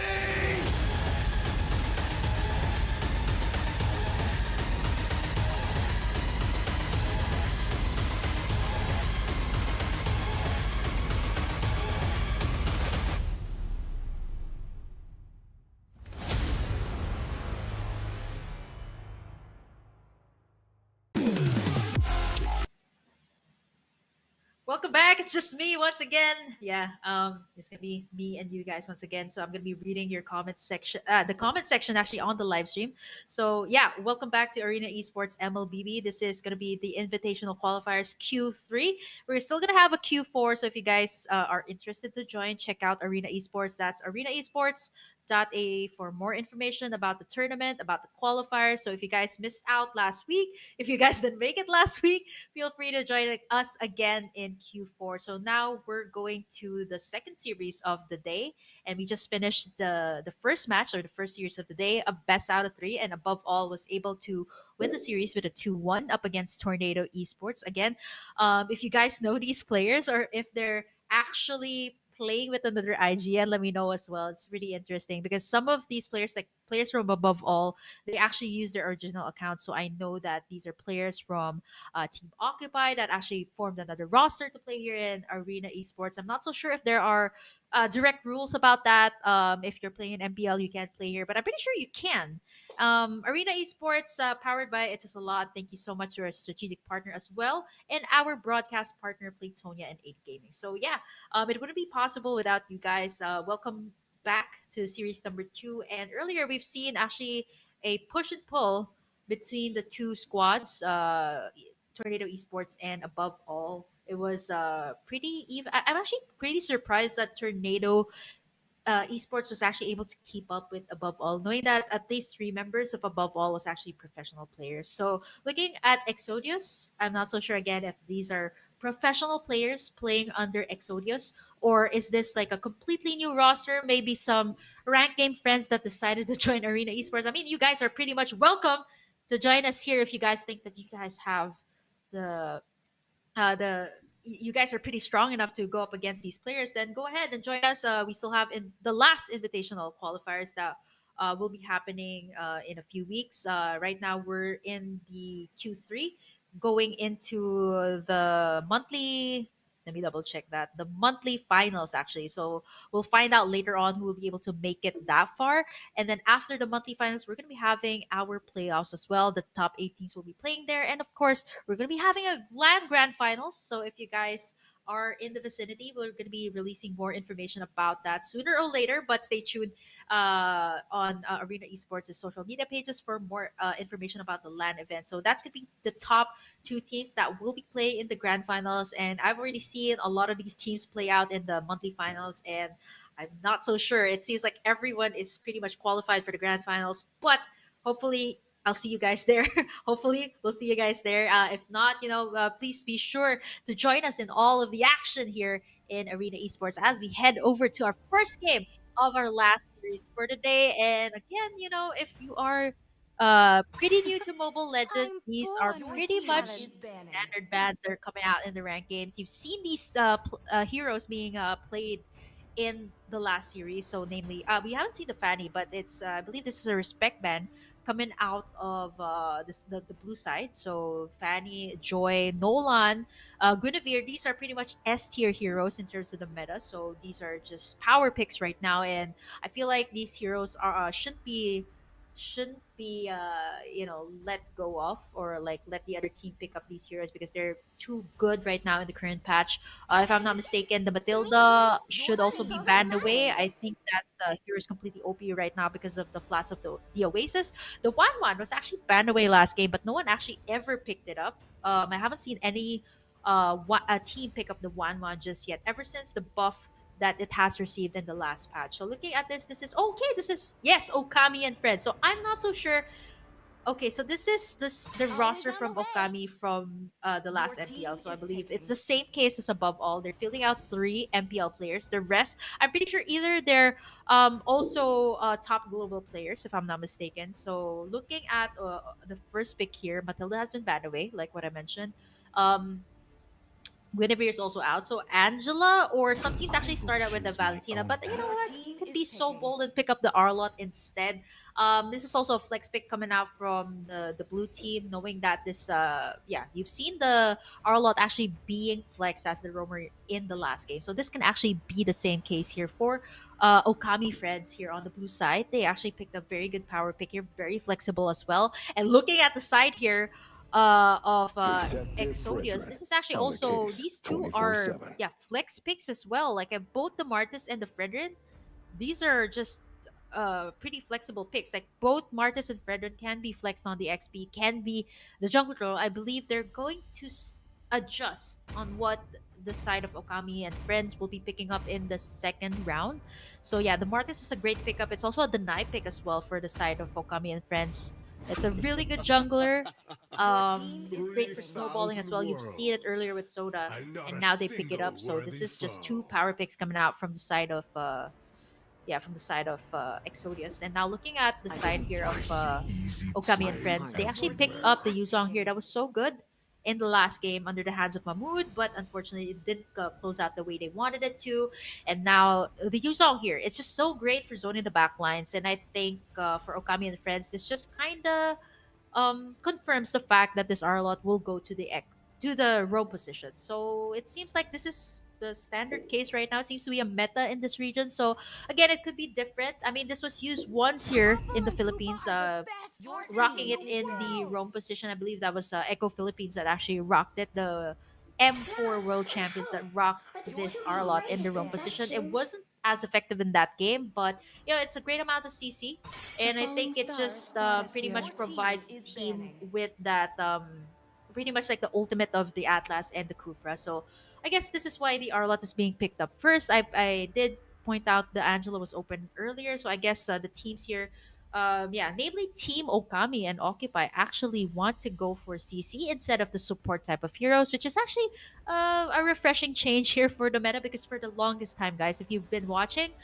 the open qualifiers back in Q1 and Q2, the Matildas and the Angelas were just everywhere. It was always banned or picked up. So I like the shift of tempo that we're having here in the second series or in the second game. So yeah. Angela, Matilda, I think they should start banning away gold laners here. Come on, I mean, Dexter. It's yeah, our show they're right on time. cue. Because they've been banning away a lot of the roam position, and with the Arlot there, it just doesn't make sense to ban away the Matilda and the Angela at that. So I guess it's just a waste of ban here. But that's the thing about the Arlot. You just don't know where it's gonna go, and it's just the team is just playing mind games with you at this point. Adding this Farsa up to the lineup here of Exodius, this is just a great amount of AoE for their side. If they do pick up the Farsa, not so sure. Okay, okay. I think they're considering the fact that there's a Valentina on the other side. So I guess the Valir would be a good hero to nullify the ultimate here of the Valentina. So if they pick up this Valir, I think it's a good pick. It's pretty annoying too when it comes to the slows and the snares it provides the entire team. But yeah, this is gonna be hard for the Valir. And I would say the Popol and Koopa as well. The Lancelot that I did mention in the last series or in the first series, that why didn't why didn't the Tornado Esports actually pick it up? It's actually a very good pick. Good for assassinating the backlines. Very mobile as well. So yeah, Lancelot often overlooked. It's one of the heroes that can also build the hybrid build when it comes to yeah, its role. It's very flexible, and I guess that's why it's also one of the top pick heroes right now, both in ranked game and professional play. Now for the side here of Exodius, they still do need a roamer, and yeah, either or. You go with the Rafa. I guess with the lineup here of the side of Exodius, I guess the Rafaela would make so much more sense. But if you want global heal, if you want heal anytime, anywhere, in any part of the map rather, you can just pick up the Florine. It just provides global heal. So I guess Florine hasn't been picked up ever since its adjustments, its nerf, but it's pretty good in the current setup. Like, I mean, Rafaela or they go with the Florine, I guess it would have still worked out well here for Exodius. But I like their draft here. They got a healer And this was something that we didn't see in the last game. We didn't see any healers at all. We saw more of like sitter tanks in the last game, a lot of bursts, but this time having the Florine here would also give advantage here to Okami and friends. That's exactly what the Valentina does. It just so good. Even though it was released 2 years back, it is still pretty much very relevant in the professional scene because of the IMU or its ultimate. It can just pick up any ultimate here, and even the skins, you can actually pick it up. Yeah, looking at the draft here, it's Okami and friends as well as Exodios here for our first match of the second series. I don't think there's anything out of the ordinary here except for maybe the Martis. That's not something I expected, but I guess it was a deny pick coming out from the side of Exodios. I mean, they were actually waiting for the side of Okami friends to pick up their jungler, and they just denied it. The Martis, what's really good about it, it's a power pick. It in the roam position, you can flex it in the XP lane. It's still pretty good. This is exactly why you want to prioritize this hero. And with the current patch, I believe that the teams here actually made their adjustments as well when it comes to the roam role, the roam hero that they picked up. And looking at Okami and friends in the Exodius, the yeah Najib actually went for the red first, as compared to the Lancelot. Hydra will actually definitely go for the blue. Wow, what happened on the top side? Ronnie was actually shred to 1 HP. Fortunately enough, he survived that onslaught on the top lane. So Yunat actually rotated towards the top lane instead of the gold lane because that's the usual rotation of a mid laner. And now we see starting to engage here for the side of Okami and friends. They don't have the ultimates just yet, but this is a good start for them. Retribution has been missed by Najib, and now Super Shifu not gonna evade that dash coming in from Hydra. And this is exactly what's really scary for squishy heroes like Florian, even Pain X here on this Valir. You can get assassinated by the Lancelot. And I'm not so sure if Hydra's going to build this to be... I mean, at this point, the Lancelot is just so unfair to have this in the playing field because it can be a hybrid build, it can be an all-out damage build, and the only way to counter out the Lancelot is either I've only seen like a Phobius, Kufra. These are really direct counters towards the Lancelot. But so far, Okami friends, they started out really well, able to pick off two members, have a 6k gold lead, 2k gold lead in the 2-minute mark. So that is at least 1,000 gold lead per minute here for Okami and friends. And here comes the first turtle. And with the great start that Okami and friends have here in this first series, this should at least give them some advantage towards the turtle. You can see as well Senzi already going here to zone out. Super Shifu once again finds himself another death as Najib hasn't even reached that level 4, while Hydra already on level 5 picks up the turtle, and Okami and friends off to a great start here. Hydra even going towards the jungle camps here for Exodius to actually take away the farm here of Najib. This is not good for Exodius. They have been occupied here by Okami and friends, and a lot of their resources have been taken away. They've also gotten the first turtle here for Okami, so I think the best that Senzi is doing here right now is just to cut down the lanes as Ronnie is forced to go back. I mean, at least all of the members here is a level ahead of Exodius, so all across the board they're winning here for the side of Okami and friends. I mean, when was the last time I've seen an Irritel? Last patch, it was nerfed, and I think right now it's still pretty viable. But you know what? Eyes on me right now on this gold lane with how aggressive Okami and friends are right now. They should be able to give the Irritel here some advantage up against the Kloppo and Koopa that you've seen in the last game that can really push the turrets so far ahead here for their side. 4 kills for Okami, and there's still no clapback here for Exodius. It's gonna be hard. They're picking up kills one by one here. They're winning in the lanes here as well. So Exodius, they have their answer here. They have their ultimates as well here, but the problem is Okami already has gotten in the turtle. They're looking to get the second one here as well. A lot of the gold platings have been taken here already by the Irritel. Eyes on me. And if I'm not mistaken, he is also at least a level ahead of the Popple and Koopa. So this is like really good for Okami and friends. This is probably 4K gold lead for their side, and if they get this next turtle, it should be at least a 6K gold lead for Okami and friends. They haven't pushed any towers though, but they've given Eyes on Me so much advantage here in the early game, and now Senzi as well doing Mamu things over here on the top side. 3v1 situation, make that 4v1 situation up against Senzi. But you know what? This isn't the hero that you wanna, do a 4v1 situation. The Yuzong can definitely outplay you. The ultimate has been used here by Super Shifu, and that's gonna at least give an advantage here for Computer to sustain him a little bit more. But even under their own turret, I think Eyes on Me is gonna be jumping in on Computer, and he's not gonna be able to escape that one. Yeah, Exodios hasn't been able to pick up a kill yet. Yunnan here, 201 on the Valentina. We haven't even seen any combo of the Valentina yet, right?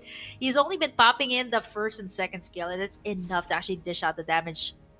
First turret has been taken down. Also a kill being picked up here by Eyes on Me. And now they should at least be able to take the second tier. Senzi as well doing a 1v1 situation here with Ronnie. I guess they should at least give... Yeah, Senzi should have a bit of advantage there, having that Sha S. It's having that passive up. Given that Yuzong as well, the laning advantage. He also has the Petrify in case that didn't work out for him.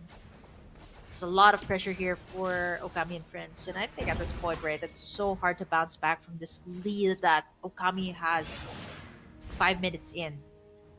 I mean, by that time, they at least get clapbacks here. Eyes on Me should at least have maybe like a core item. And now, he's in trouble. 3 members ganking up on him. He does have to sprint here to go away. Hydra here as well, dashing in and out. Computer on the backside has been taken down. And Pain here as well. 1 HP left. And Bryce Criminal going to be the ones to finish the job. Bryce Criminal, by the way, is the... Yeah, it doesn't. Yeah, this is the same guy who played in Okami when they were the first runner-ups of MPL last season, and now they're looking to recreate that championship form once again by at least taking in this invitational Q3, and they're looking so good, right? 12 kills here. I mean, this is already snowball, fireball, I would say, for Okami friends in this game. How could Exodius at least clap back here? It's really hard. Computer already has like 4 deaths here at this point, and I'm not so sure if they are going to be able to do anything at this point because Eyes on Me, Hydra, every single lane here has been taken in by Okami friends, and without any turtles here to take, this is just too Exodius is just too far behind here. Level 7 for Najib here on the Fredrin, while Hydra's level 4. That's what, like at least 5 levels ahead for the jungler. I mean, look at the roamer here, level 8. He's even a level higher than Najib. That's how far of a lead this is for the side of Okami and friends. It's massive, and at this point, I don't think they can do much about it. Not unless, they get a shutdown on at least Yunnan or Hydra here. This should at least give them some shutdown gold. But you know what? Exodius, 17k. That's a 10k gold lead, 7-minute mark here for Okami friends. Just not gonna be easy to shut down anyone at this point. And by the time the marksman is up, I think Eyes on Me is already online at this point. It's gonna be hard for Exodius to bite back. Yeah, they've been giving away all the turtles, and this all started with the pick-off on Super Shifu in the start of the game. I don't think Okami and friends will go for the turtle, the last turtle. They're actually going to wait up for the Lord. I'm not so sure if they're going to wait for the enhanced Lord by the 12-minute mark, so yeah. Yeah, look at how... Yeah, this should be a damaged Lancelot, because look at how fast he's shredding that Lord. Like at least 1/4, right? And with Eyes on Me as well, this should be a fast take. Instead, Exodius gonna try to gank this top side. Senzi not gonna be the best one, but yeah, that's gonna give you some slight advantage there on the top side. You can buy some time. You can sustain, but against the power of 5, you're not gonna be as powerful enough. But here comes the cavalry here from the side of Okami and friends. They're gonna try to at least get some revenge here for Senzi, but you know what, Najib?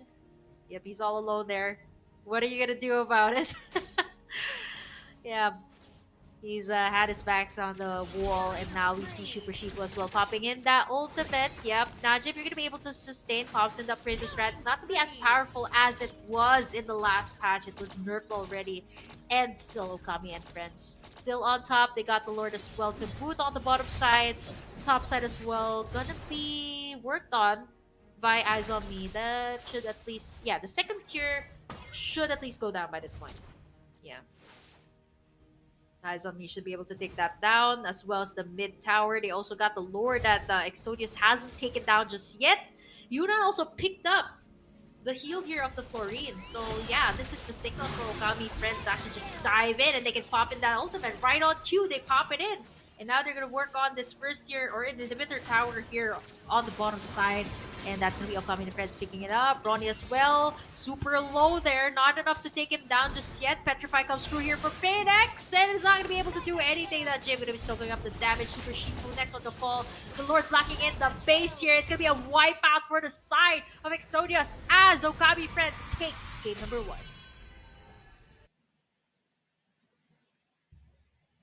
Woo! What a game! I would have to say this is a one-sided game for the side of Okami friends. A very easy game number 1, and it all started with the rotations that they did in the mid lane earlier, picking off 2 members, instantly giving kills to Hydra, and being able to secure in all of the major objectives in the first half of the game. Just gave them so much advantage. And what really didn't work out well for Exodius is that they weren't able to get any of those shutdown goals, which is really what made it even more harder for them to get in the take back, rather, the goal lead from Okami friends. So now this is game number 1. We're going to be going into game number 2, but I believe we have one more member here of the broadcast. Nope, it's not Edu. It's gonna be Shaky. Did I say that right? Shaky TV. Are you here? Yes, you have. Okay, here. How's it? All Good right, evening. welcome. How's it? Yeah, the first game's over. It's pretty fast. Yeah, that was absolutely crazy. You know, I was basically just waiting and just watching the game when I joined in, and what an interesting game it was indeed. I do like seeing, you know, teams compete at this high level. Okami and friends, from what I saw, I don't know if I'm right in saying this, Burger, but they looked quite dominant in that game. Yeah, well, more than dominant. I mean, that was like a 1 kill from the other team. Yeah, I Oh mean, dear. this is. I was talking to Darkter, everyone in the production team, and even the other casters from the other stream, and we were talking about how this match would end. And I did say that it might end in a 2-0, just because I've seen Okami friends play in a professional stage, and I don't really have that. I don't have that much information about Exodius, so I have to be fair here. So I have to give them the benefit of the doubt. They still can bounce back in the second game, but yeah, it should be match point for Okami friends in the next game. Amazing. No, first off, I just want to say it's awesome to be in. It's crazy just to be able to be in the scene. I come from a Dota background, so it's I always say Awesome. if I'm correct, Bergen can say, is this mobile, right? This is Yeah, a this is mobile mobile. equivalent, right? Yeah, That's yeah. I mean, crazy. I'm not sure if like which part of the world are you from, because I asked my co-caster earlier. He's from the United States. I'm from the Philippines, so I want to know where you're from. I'm from the I'm UK. guessing I knew it. Like I knew it from the accent. I would love to visit UK someday. But you know what? Yeah, it's mobile MOBA, and it's pretty big That's here in insane. Asia. I'm not so sure if it's big in your part of the world. So I don't know. It's crazy, right? Like people being able to play in their mobile phones at this level. That yeah, again, I want to add on to that. It's amazing to see this type of plays, and if I look at the pure, all I can look at it and admire is obviously just the mechanical skills that these players have, and looking at Yeah. it from that perspective, if I compare it to League of Legends or Dota, to be able to Hmm. use your kit that you have on each of these heroes to this extent, reaction timing and all that, while using a touchscreen device, it always blows my mind. I was casting the other day a little bit of PUBG Mobile for the first time as well, Hmm. and I get excited to see that people are actually using their mobiles to compete in esports, and it opens up so many avenues for people to express themselves. So it's really awesome just to be here and be able to enjoy this game with you. So I'd love for you to kind of think that I've never seen this before in my life, and I'm going to be asking a lot of questions going through this. Yeah, feel free to ask me. I mean, here in the Philippines, it's huge. Okay, even I just have to point it out. Like the first time I read your IGN, this is actually a really big pizza chain in the Philippines. So I was like, did I read that right? Yeah, it's Shakey's. It's plural here in the Philippines. So it's a really big fast food chain. And I was like, are you also going for that type of IGN that it's food related or not? But yeah, we'll go to that later on as we check out our scoreboard here. So just to catch you up, it was a super dominant game. I mean, you can see it from the scoreboard. It's 19-1. Yeah. Yeah, there was some clap back here from Exodios, but apparently not enough. They were able to take in a lot of the major objective here for Okami friends. At least like all of the major objectives they took in this game, and they were able to end it with one lord. And that was able to they were able to take down the crystal and eventually end the game. I'm not so sure how fast this game was. Probably like less than 15 minutes. So this is a really fast game. Yeah, I saw that. I think it was less than 15, and it's awesome to see how these teams have set this game up. I mean, I'm looking at the scoreboard right in front of me, and we've got one a team member from Okami Friends that actually died in that game. So I think it's all things to be fair that it was quite a dominant game. But obviously this is a best of three, so I'd love to see a little bit more of a clapback coming back from Exodius. Anyone will ever tell you I'm a sucker for a bit of an underdog story. You know, a little bit of a fairy tale event. Yeah. You never know Me what too. happens. Sometimes you get the underdogs just coming out of nowhere and beating the game. It's happened millions of times. It's not impossible. So Yeah, would you I think actually that love that Exodius? too. Yes, I exactly. hope So would so you think too. Exodius needs to work on their draft, or where do you think they fell short?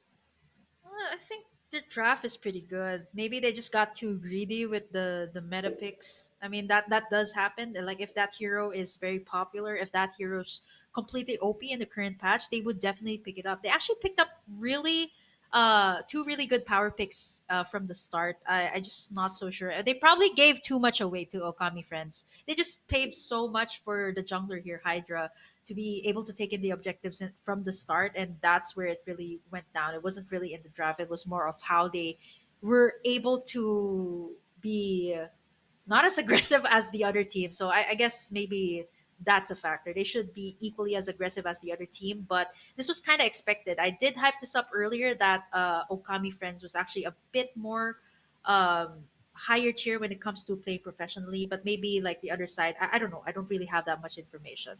But the I from mean, the yeah. from Okami and Friends, there's definitely at least three of them are professional players. Wow, that's just insane. That's awesome to see that talent come out, and I'm excited for the second game. Now, I'm gonna imagine that I am just a viewer watching this stream, and I've got a basic knowledge of this game. When it comes down to drafting, usually within a MOBA like this, you'd obviously have either one support, the jungler, a mid lane, and then two cores on top of that, or you'd have two supports, three cores. What's the general draft look like in this MOBA? Yeah, I think with the current patch, like a lot of the players or a lot of the teams actually go for double support because it's completely OP right now. They released a new item.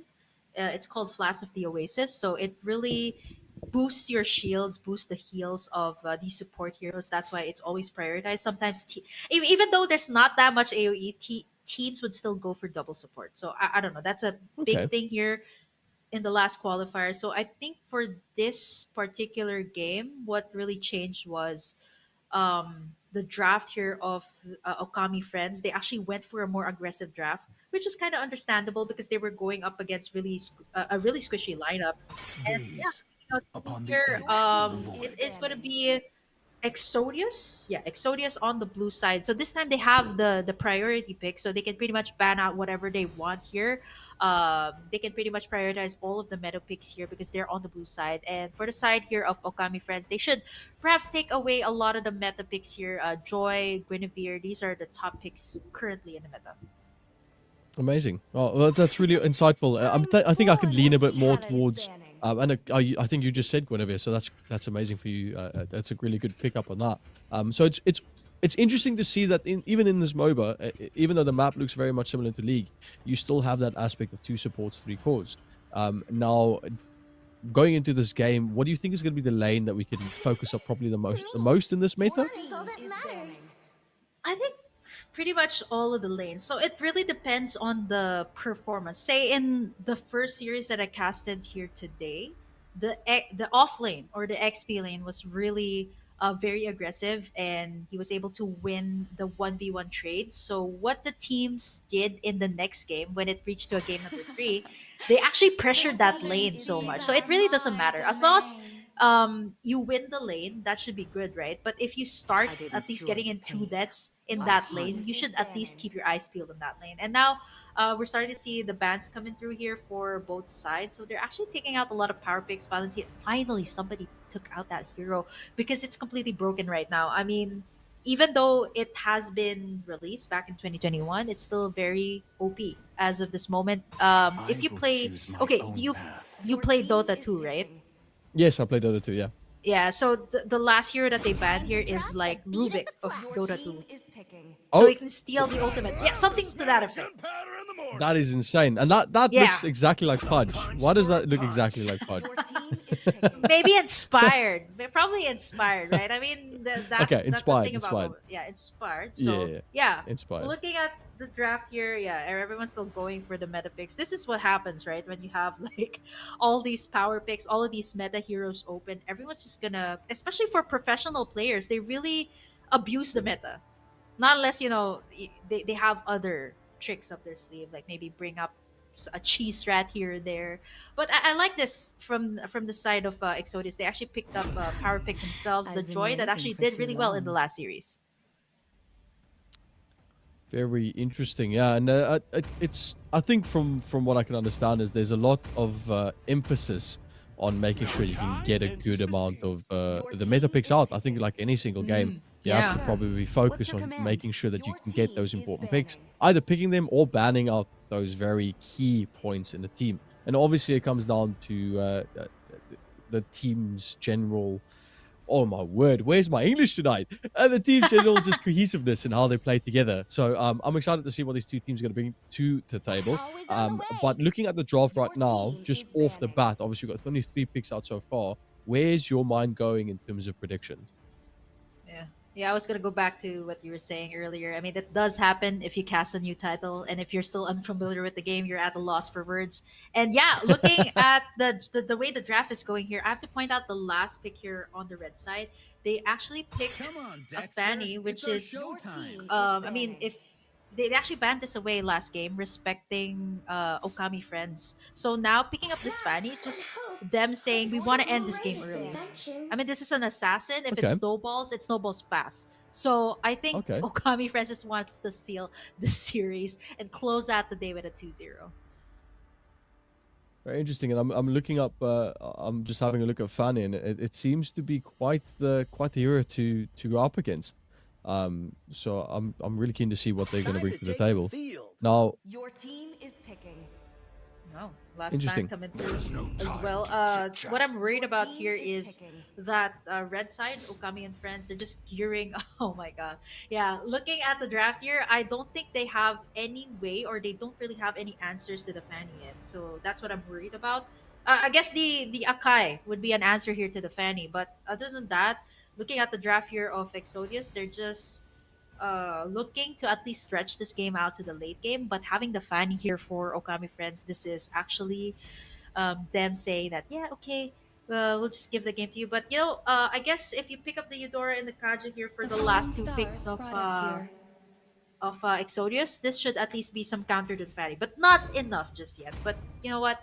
They should at least try their luck here on this Kaja, because this is the only other hero other than the Franco that can stop the Fan here at this point. They still need the marksman, and Give me a target. Yep, of course. They can pretty much go with whatever here. The Fan is just going to give the marksman so much advantage here in the early game. And here you have it. Our draft here for our second game. Match point for Okami friends. and a very exciting game as well. I'm really excited to be able to cross with you today, Burger Kim. So do excuse my lack of knowledge, but I'll try and make it up with a little bit of charisma and a few jokes along the way, as best as I can. You can definitely do that. I do that when I cast a new title. I just bring out my Riz there and make sure that, maybe at least I can say something interesting. Other than, I know I'm making up for my lack of game. That happened to me recently because I casted a new title. It's an FPS title. Not so sure if they have it here on Arena Esports, but it's a very new title. And when I came in, they needed an English caster. They needed someone who can cast in English, female. So I pretty much fit the bill. And then when I come in, I was like, guys, I only played 10 games or less than 10 games. So I don't have any game knowledge at all. So I completely understand where you're at right now. The challenge. And I also want to just say quickly about you saying shaky. I casted with another caster from Asia the other day. We were casting PUBG Mobile. And you know what? He said exactly the same thing. He's like, oh, your name's Shaky? That is my favorite place to get pizza. So he's promised me he's going to send me a photo. Yes, he was.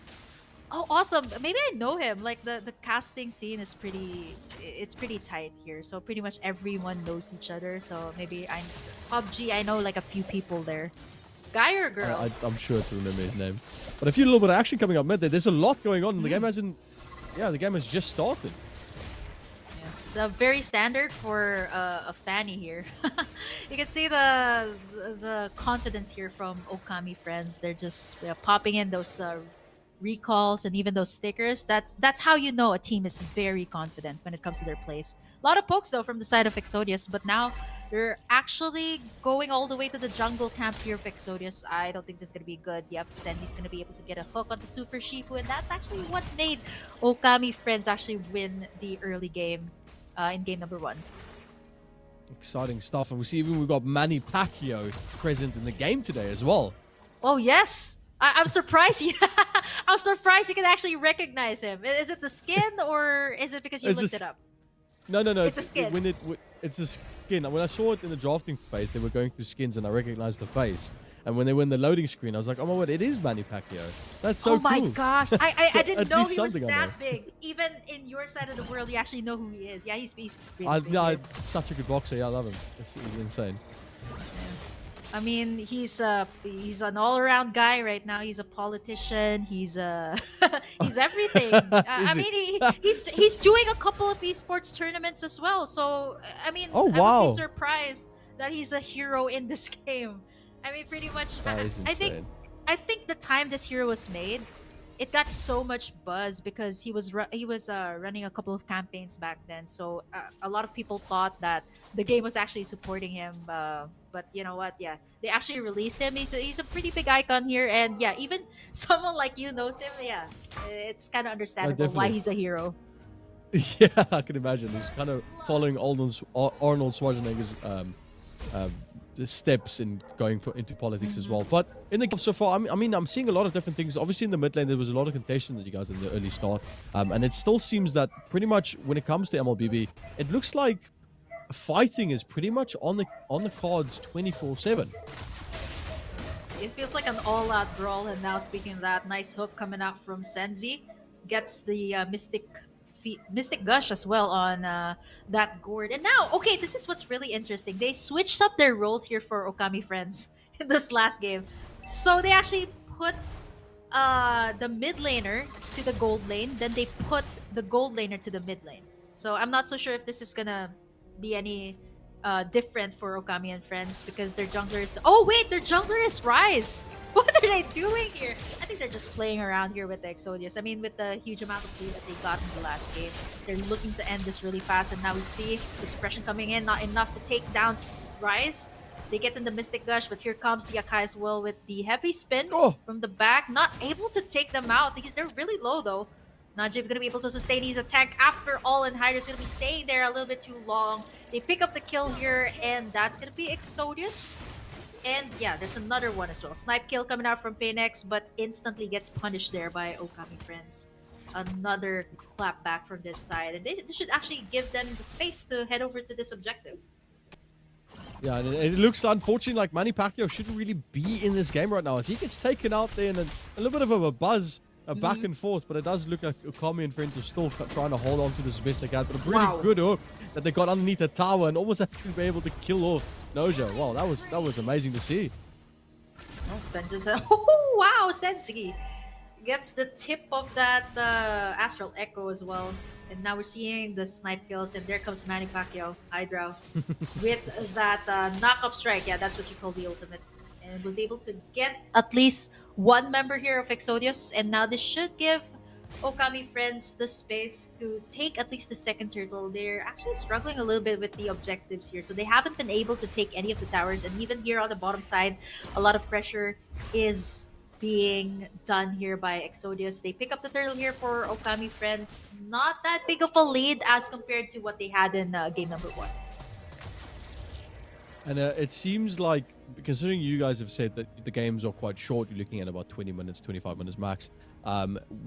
From my understanding, we're probably towards the end of the first phase with all the fighting and everything happening on. Everyone's probably already got their ultimate abilities. What can we start expecting these two teams to do next? Yeah, 15k. Well, this is still not that big of a lead for Okami friends, so they shouldn't be that overconfident yet to at least, say that, okay, this game is theirs.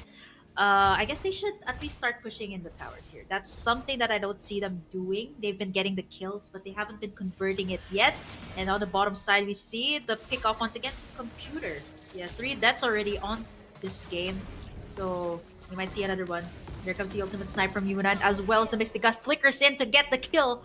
A double for the marksman here on the bottom side. And now we see Rice as well. Wow, okay. Rice actually can play a Fanny. So this is quite surprising because I've seen this guy. He's only ever played one role. So I'm pretty surprised that he can rock this hero as well. And it seems like they're doing quite the job in that hero indeed. And even bottom lane, a little bit of action happening as well. Yeah, Computer once again getting in that hook. I'm not so sure if he can survive. Okay, Super Shifu here to save the day. Eyes on me as well, gets spotted out. Super Shifu, does he have the ultimate? Okay, doesn't have the ultimate to tug him in. But yeah, this is some space for Okami on the bottom side. And looking how this game is panning out, I was actually expecting a more faster-paced game here for Okami. Yeah, but Rice getting the cutthroat as well on the top side, being able to take down the Ronnie. So this is still pretty standard mid-game for both sides. And I like how this time Okami friends, they're not as dominant as they were in the first game, which is actually very surprising. You know, it's wild that you say that because I'm looking at the game right now, 7 minutes in, 21k net worth for the Sons of Okami. And they in my eyes, are looking like they're doing fantastically. 9 kills on the board, but obviously in this terms of this fast-paced game, you're saying that they could have done... Yeah, here it comes once again. All-out brawl, and the suppression comes in for Ronnie as Yunan picks up the kill. But they have to watch out for the snipes coming out from that Novaria. It's starting to hurt right now, 7 minutes in. So this Novaria should have at least picked up the 3rd core item. So that should be at least some leverage when it comes to dishing out damage. And as you can see, right, it chunks down Eyes on Me, half HP. But you know what? It's not Eyes on Me. It's actually Eyes on Yunan. He's actually dishing out so much damage on this Leslie. He's left unchecked on this lane for so long. 4-0-2. And if this reaches the late game, it's still going to favor the side of Okami and friends. Indeed. So I'm really enjoying to just be able to see all this stuff, like high-paced action happening right now. And it does look like a lot of these heroes have got the ability, the mobility on these heroes is absolutely insane. I mean, we're looking at Fanny, and she's just moving across the map like absolutely crazy. I mean, at this point, right, just to give you an idea, Manny Pacquiao to the rescue under the turret. Ronnie's not going to be able to Did Fanny do that. just release a soundtrack? What was that? It was Ronnie. It was actually Ronnie. So it's pretty interesting because once he pops the ultimate, it's called Electrifying Beats. So it has this music as well. So yeah, I think this is just Okami and friends just playing with the draft here, knowing that they can actually win this thing. But you know what's really interesting is that, okay, so say for other MOBA titles, the games actually last like 40 minutes, right? But this is already a really... I mean, I don't know if other MOBAs have this fast pace of a game. Like 9 minutes in, you're already getting at least tier 2.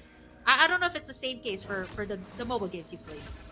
Or probably if you play Turbo in Dota, that's it. And that's a game mode specifically made to be quicker, where you get double the XP, double the money. But that's pretty much it. Not competitively, no. So quite the sight to see, and really enjoying this in actual fact. This Okami and friends is playing amazing right now.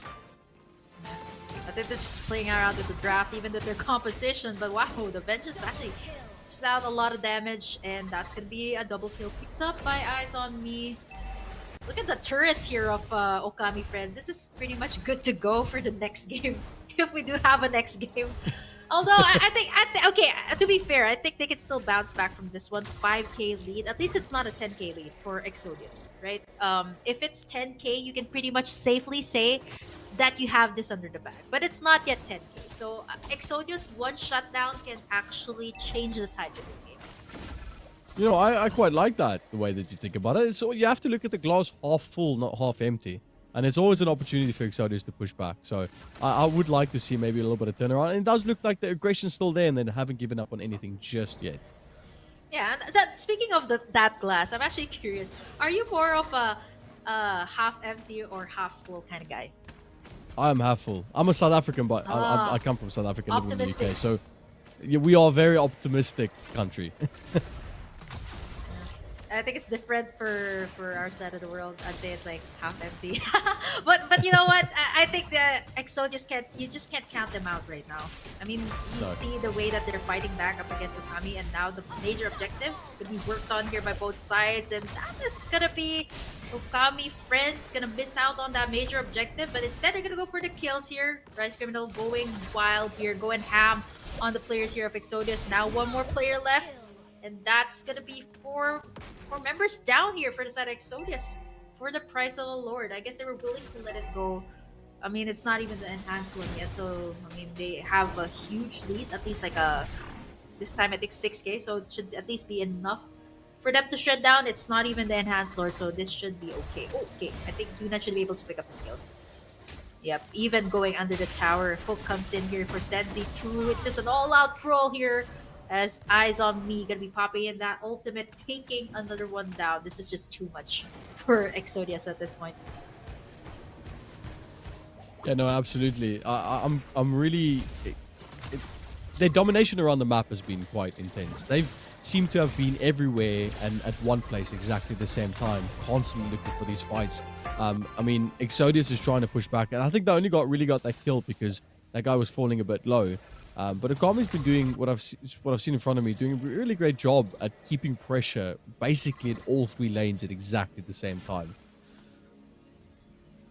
Yeah, almost like man, I can't do math. This is exactly why I cast 32k, 39. This should at least be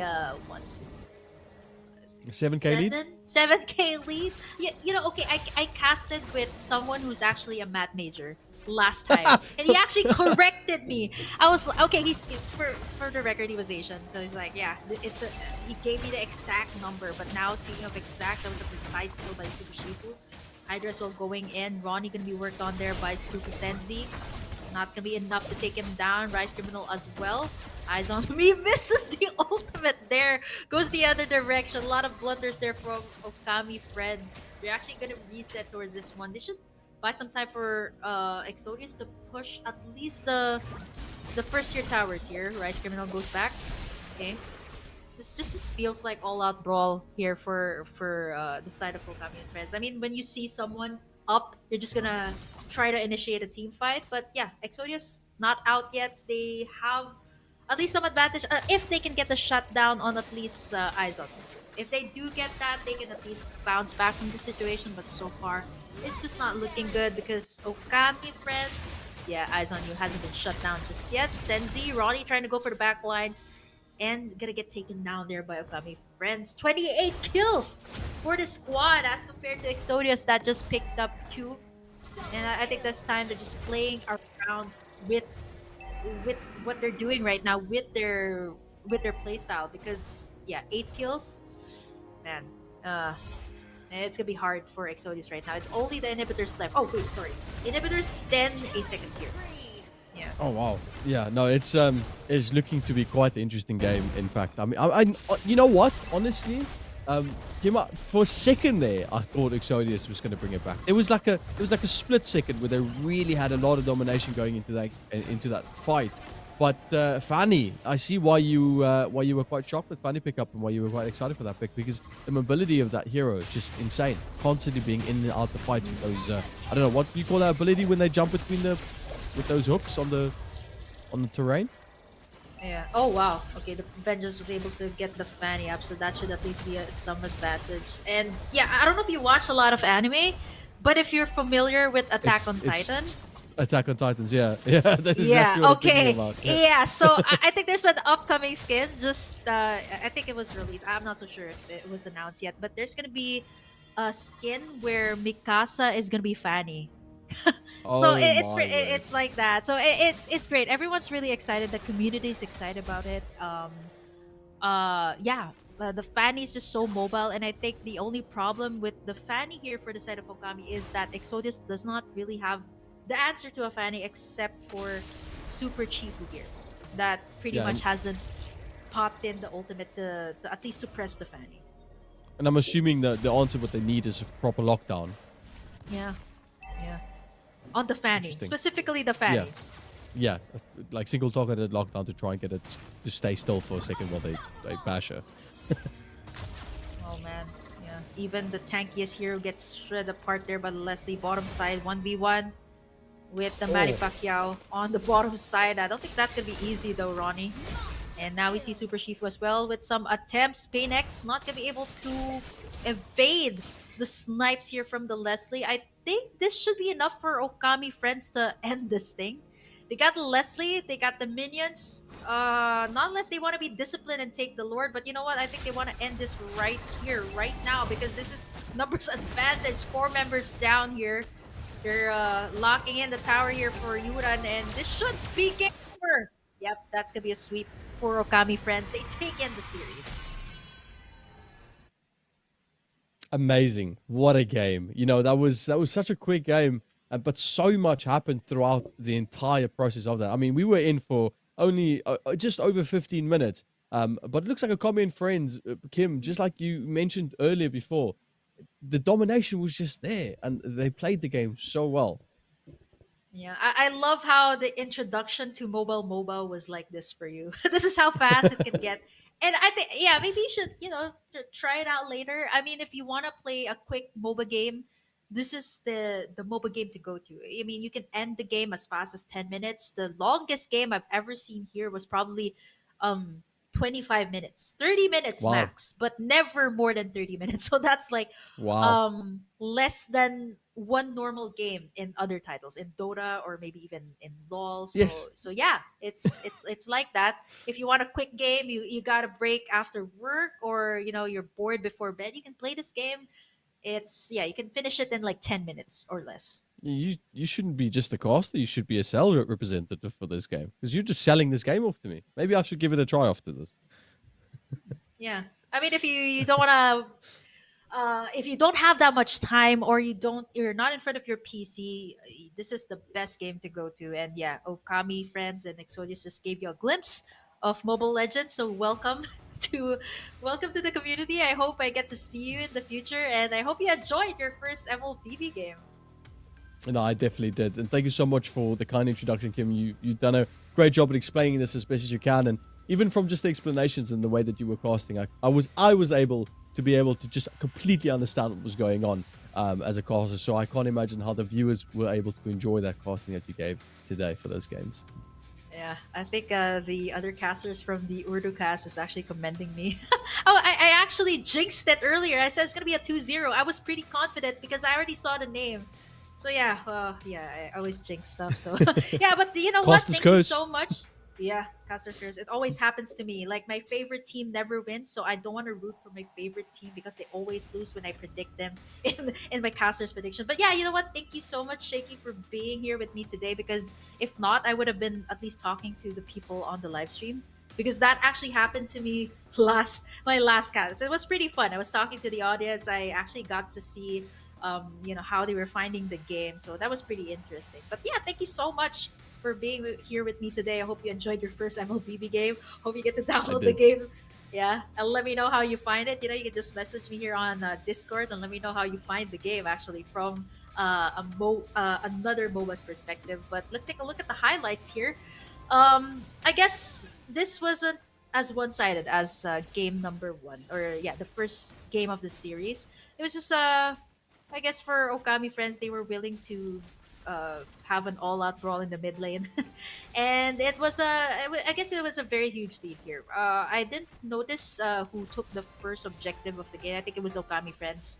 And eventually, there were. I do have to commend Exodios here, though. They did have some clapbacks. They did have some shutdowns, but ultimately, the Gord here of Eyes on Me was unstoppable. I can't believe this guy was playing on the gold lane earlier. He can be as dominant as he can here in the mid lane as well. So I think it's Mm. an overall good series here for Okami friends. But Exodius, there's still Q4 here for the monthly invitationals or the weekly invitationals. So you guys can still join next week. But yeah, props to you guys for actually um, yeah, making it this far, because it's not easy to go up against the top teams here, because so far we've seen a lot of the top teams play out here in the invitational qualifier. So props to Mm. Exodius for actually making it this far. Oh no, definitely. I also think that it's amazing. I quite like the fact when teams that aren't as established as professional or people that have teams that have professional players like Okami and friends, when teams like Exodius come in to compete up against teams like this, it's not really an opportunity where like, oh, we lost. You've actually Mhm. won so much in terms of like learning. Like there's so much learning that happens when you're playing up against big teams like this. So I do know Exodius is probably going to walk away from this going, you know what? We can take a lot away from that game. Mm. Yeah, I mean, you can rewind. You guys can, check out what happened there. Maybe take tips from your opponents and actually, bring that strategy next time. But let's take a look at the scoreboard here for the last game, 35-9. I think this is pretty much a statement by Okami and friends. I guess their experience as well, because at least three of these players were actually playing in the professional league in the MENA region. So it just gives them so much experience overall. And it was able to translate into Hydra and Eyes on Me. As for Exodius, I don't know how long this squad has been playing, but the synergy was there. Definitely, the synergy was there. I guess it was more of the overall macro and micro gameplay that they need to improve on. But, going head to head with Okami, being able to at least score 9 points and being able to at least reach this point of the invitationals is actually pretty good. So hope to see you guys maybe in Q4. You guys can still sign up, and if you guys are watching right now, if you guys want to be a part of Arena Esports, you guys can actually check out our website arenaesports.ae for more information on how you guys can join the tournament. And again, this is powered by It Is a Lot, our strategic partner and broadcast partner as well. Thank you so much for making this possible for all of our players. But there you have it, Shaky, an overall glimpse of what happened here today. And I guess you got all of the action here because it was a pretty even game in the first series. This was pretty much all action packed. So you got to see all of the good stuff here. No, I definitely did. Like I said, I popped in just for that first game, just halfway through, just to be able to see what was going on. And it was at that point, obviously the snowball had started rolling. To be able to see that game start from the beginning, there was a lot that happened. Obviously, Exodus tried to hold on to that little bit of mot- momentum that they had. Mhm. But I don't think they were able to go up against us. But like I said, I think this is a great opportunity to learn from this game. And obviously, Ukami and friends are going to walk away from this quite happy.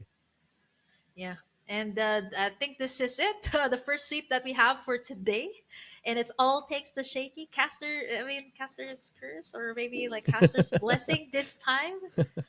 That we ended in a 2-0, because so far, the last time I casted, when I was all alone, when I casted with another co-caster, it all ended, like all of our BO3s ended in 3 games. Like we covered the entire BO3. So the teams played 3 games straight. So when you came in, we actually had the first sweep for the longest time. So yeah, I think you were our lucky charm here today. Thank you for coming in, and you guys will be seeing the overall roadmap. So we're already in Q3, by the way.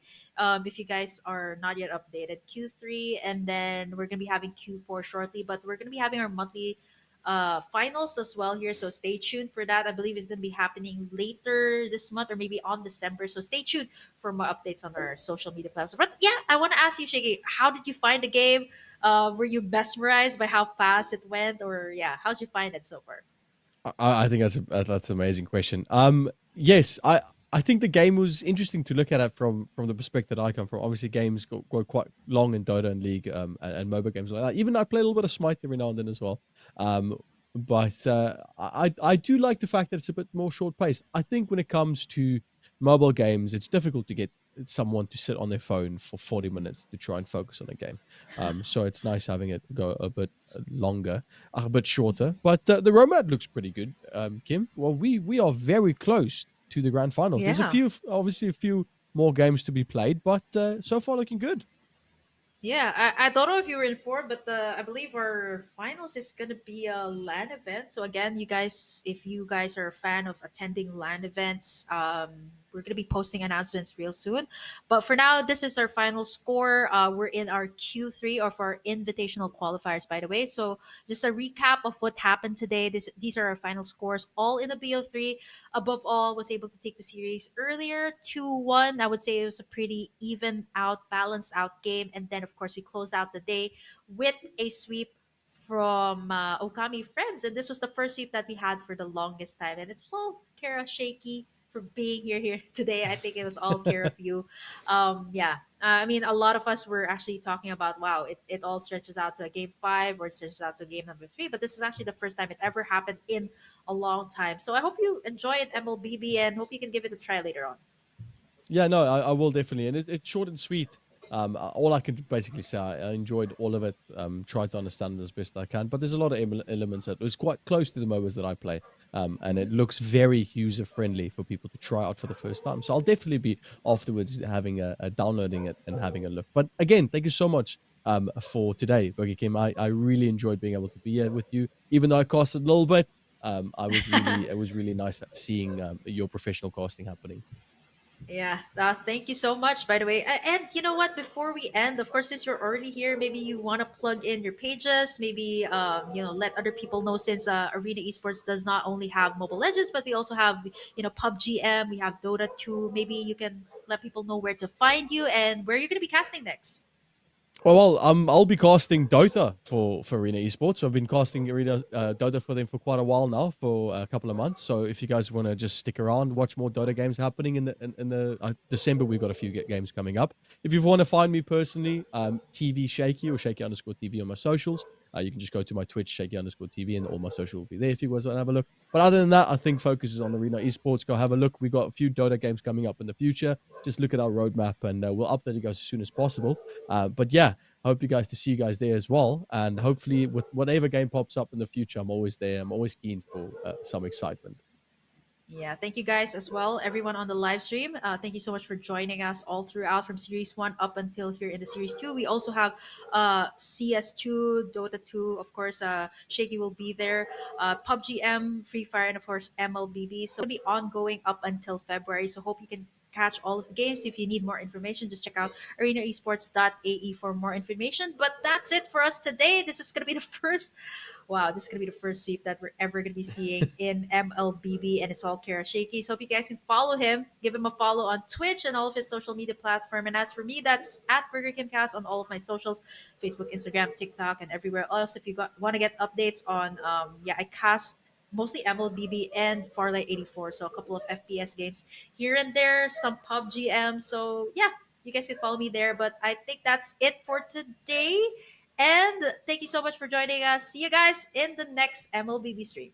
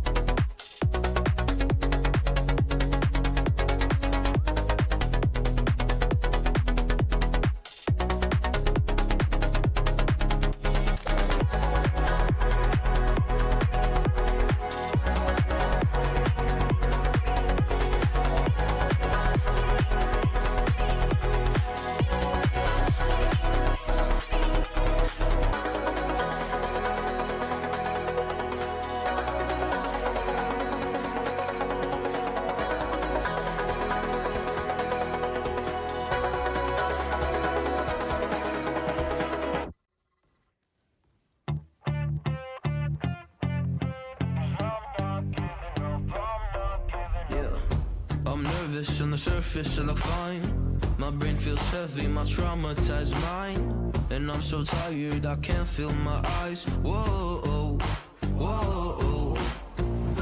I'm petty, but I know how to lie. I feel feelings that I can't describe. I'm not breathing, but I'm still alive. Whoa, whoa. But I think I'll be alright, 'cause I'm not giving up, I'm not giving up yet. I feel that it's my time, so I'ma give it everything. I'ma give it everything I got. So I'ma give it everything. I'ma give it everything I got. I'ma give it everything. I'ma give it everything I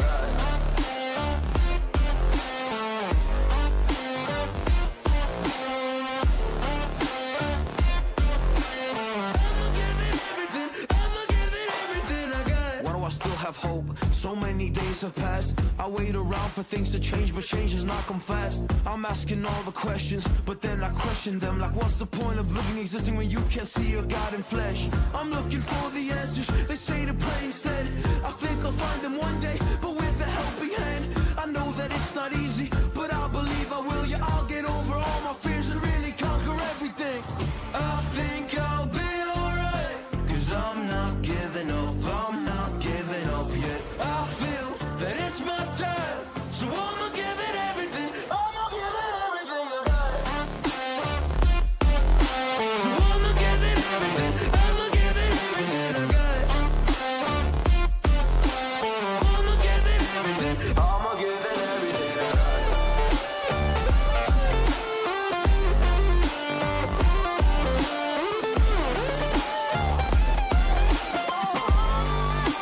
I'ma give it everything I got. I'ma give it everything I got.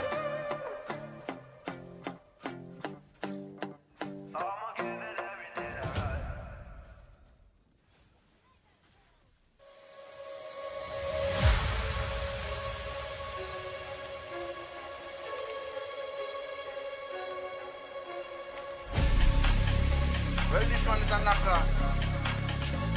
Step in on the dance and I just my dance. Everything scatter. Right?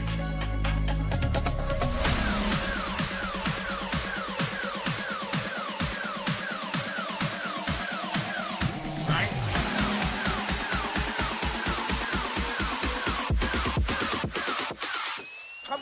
Right now, man, active. He's on with the game like a bandit. He bring the flame like a matches. Test me no. Without the slackness, active style and pattern, that's a man there. Active. Active. One live like massive. Talking up and off the brandish. Control and hold the world hostage.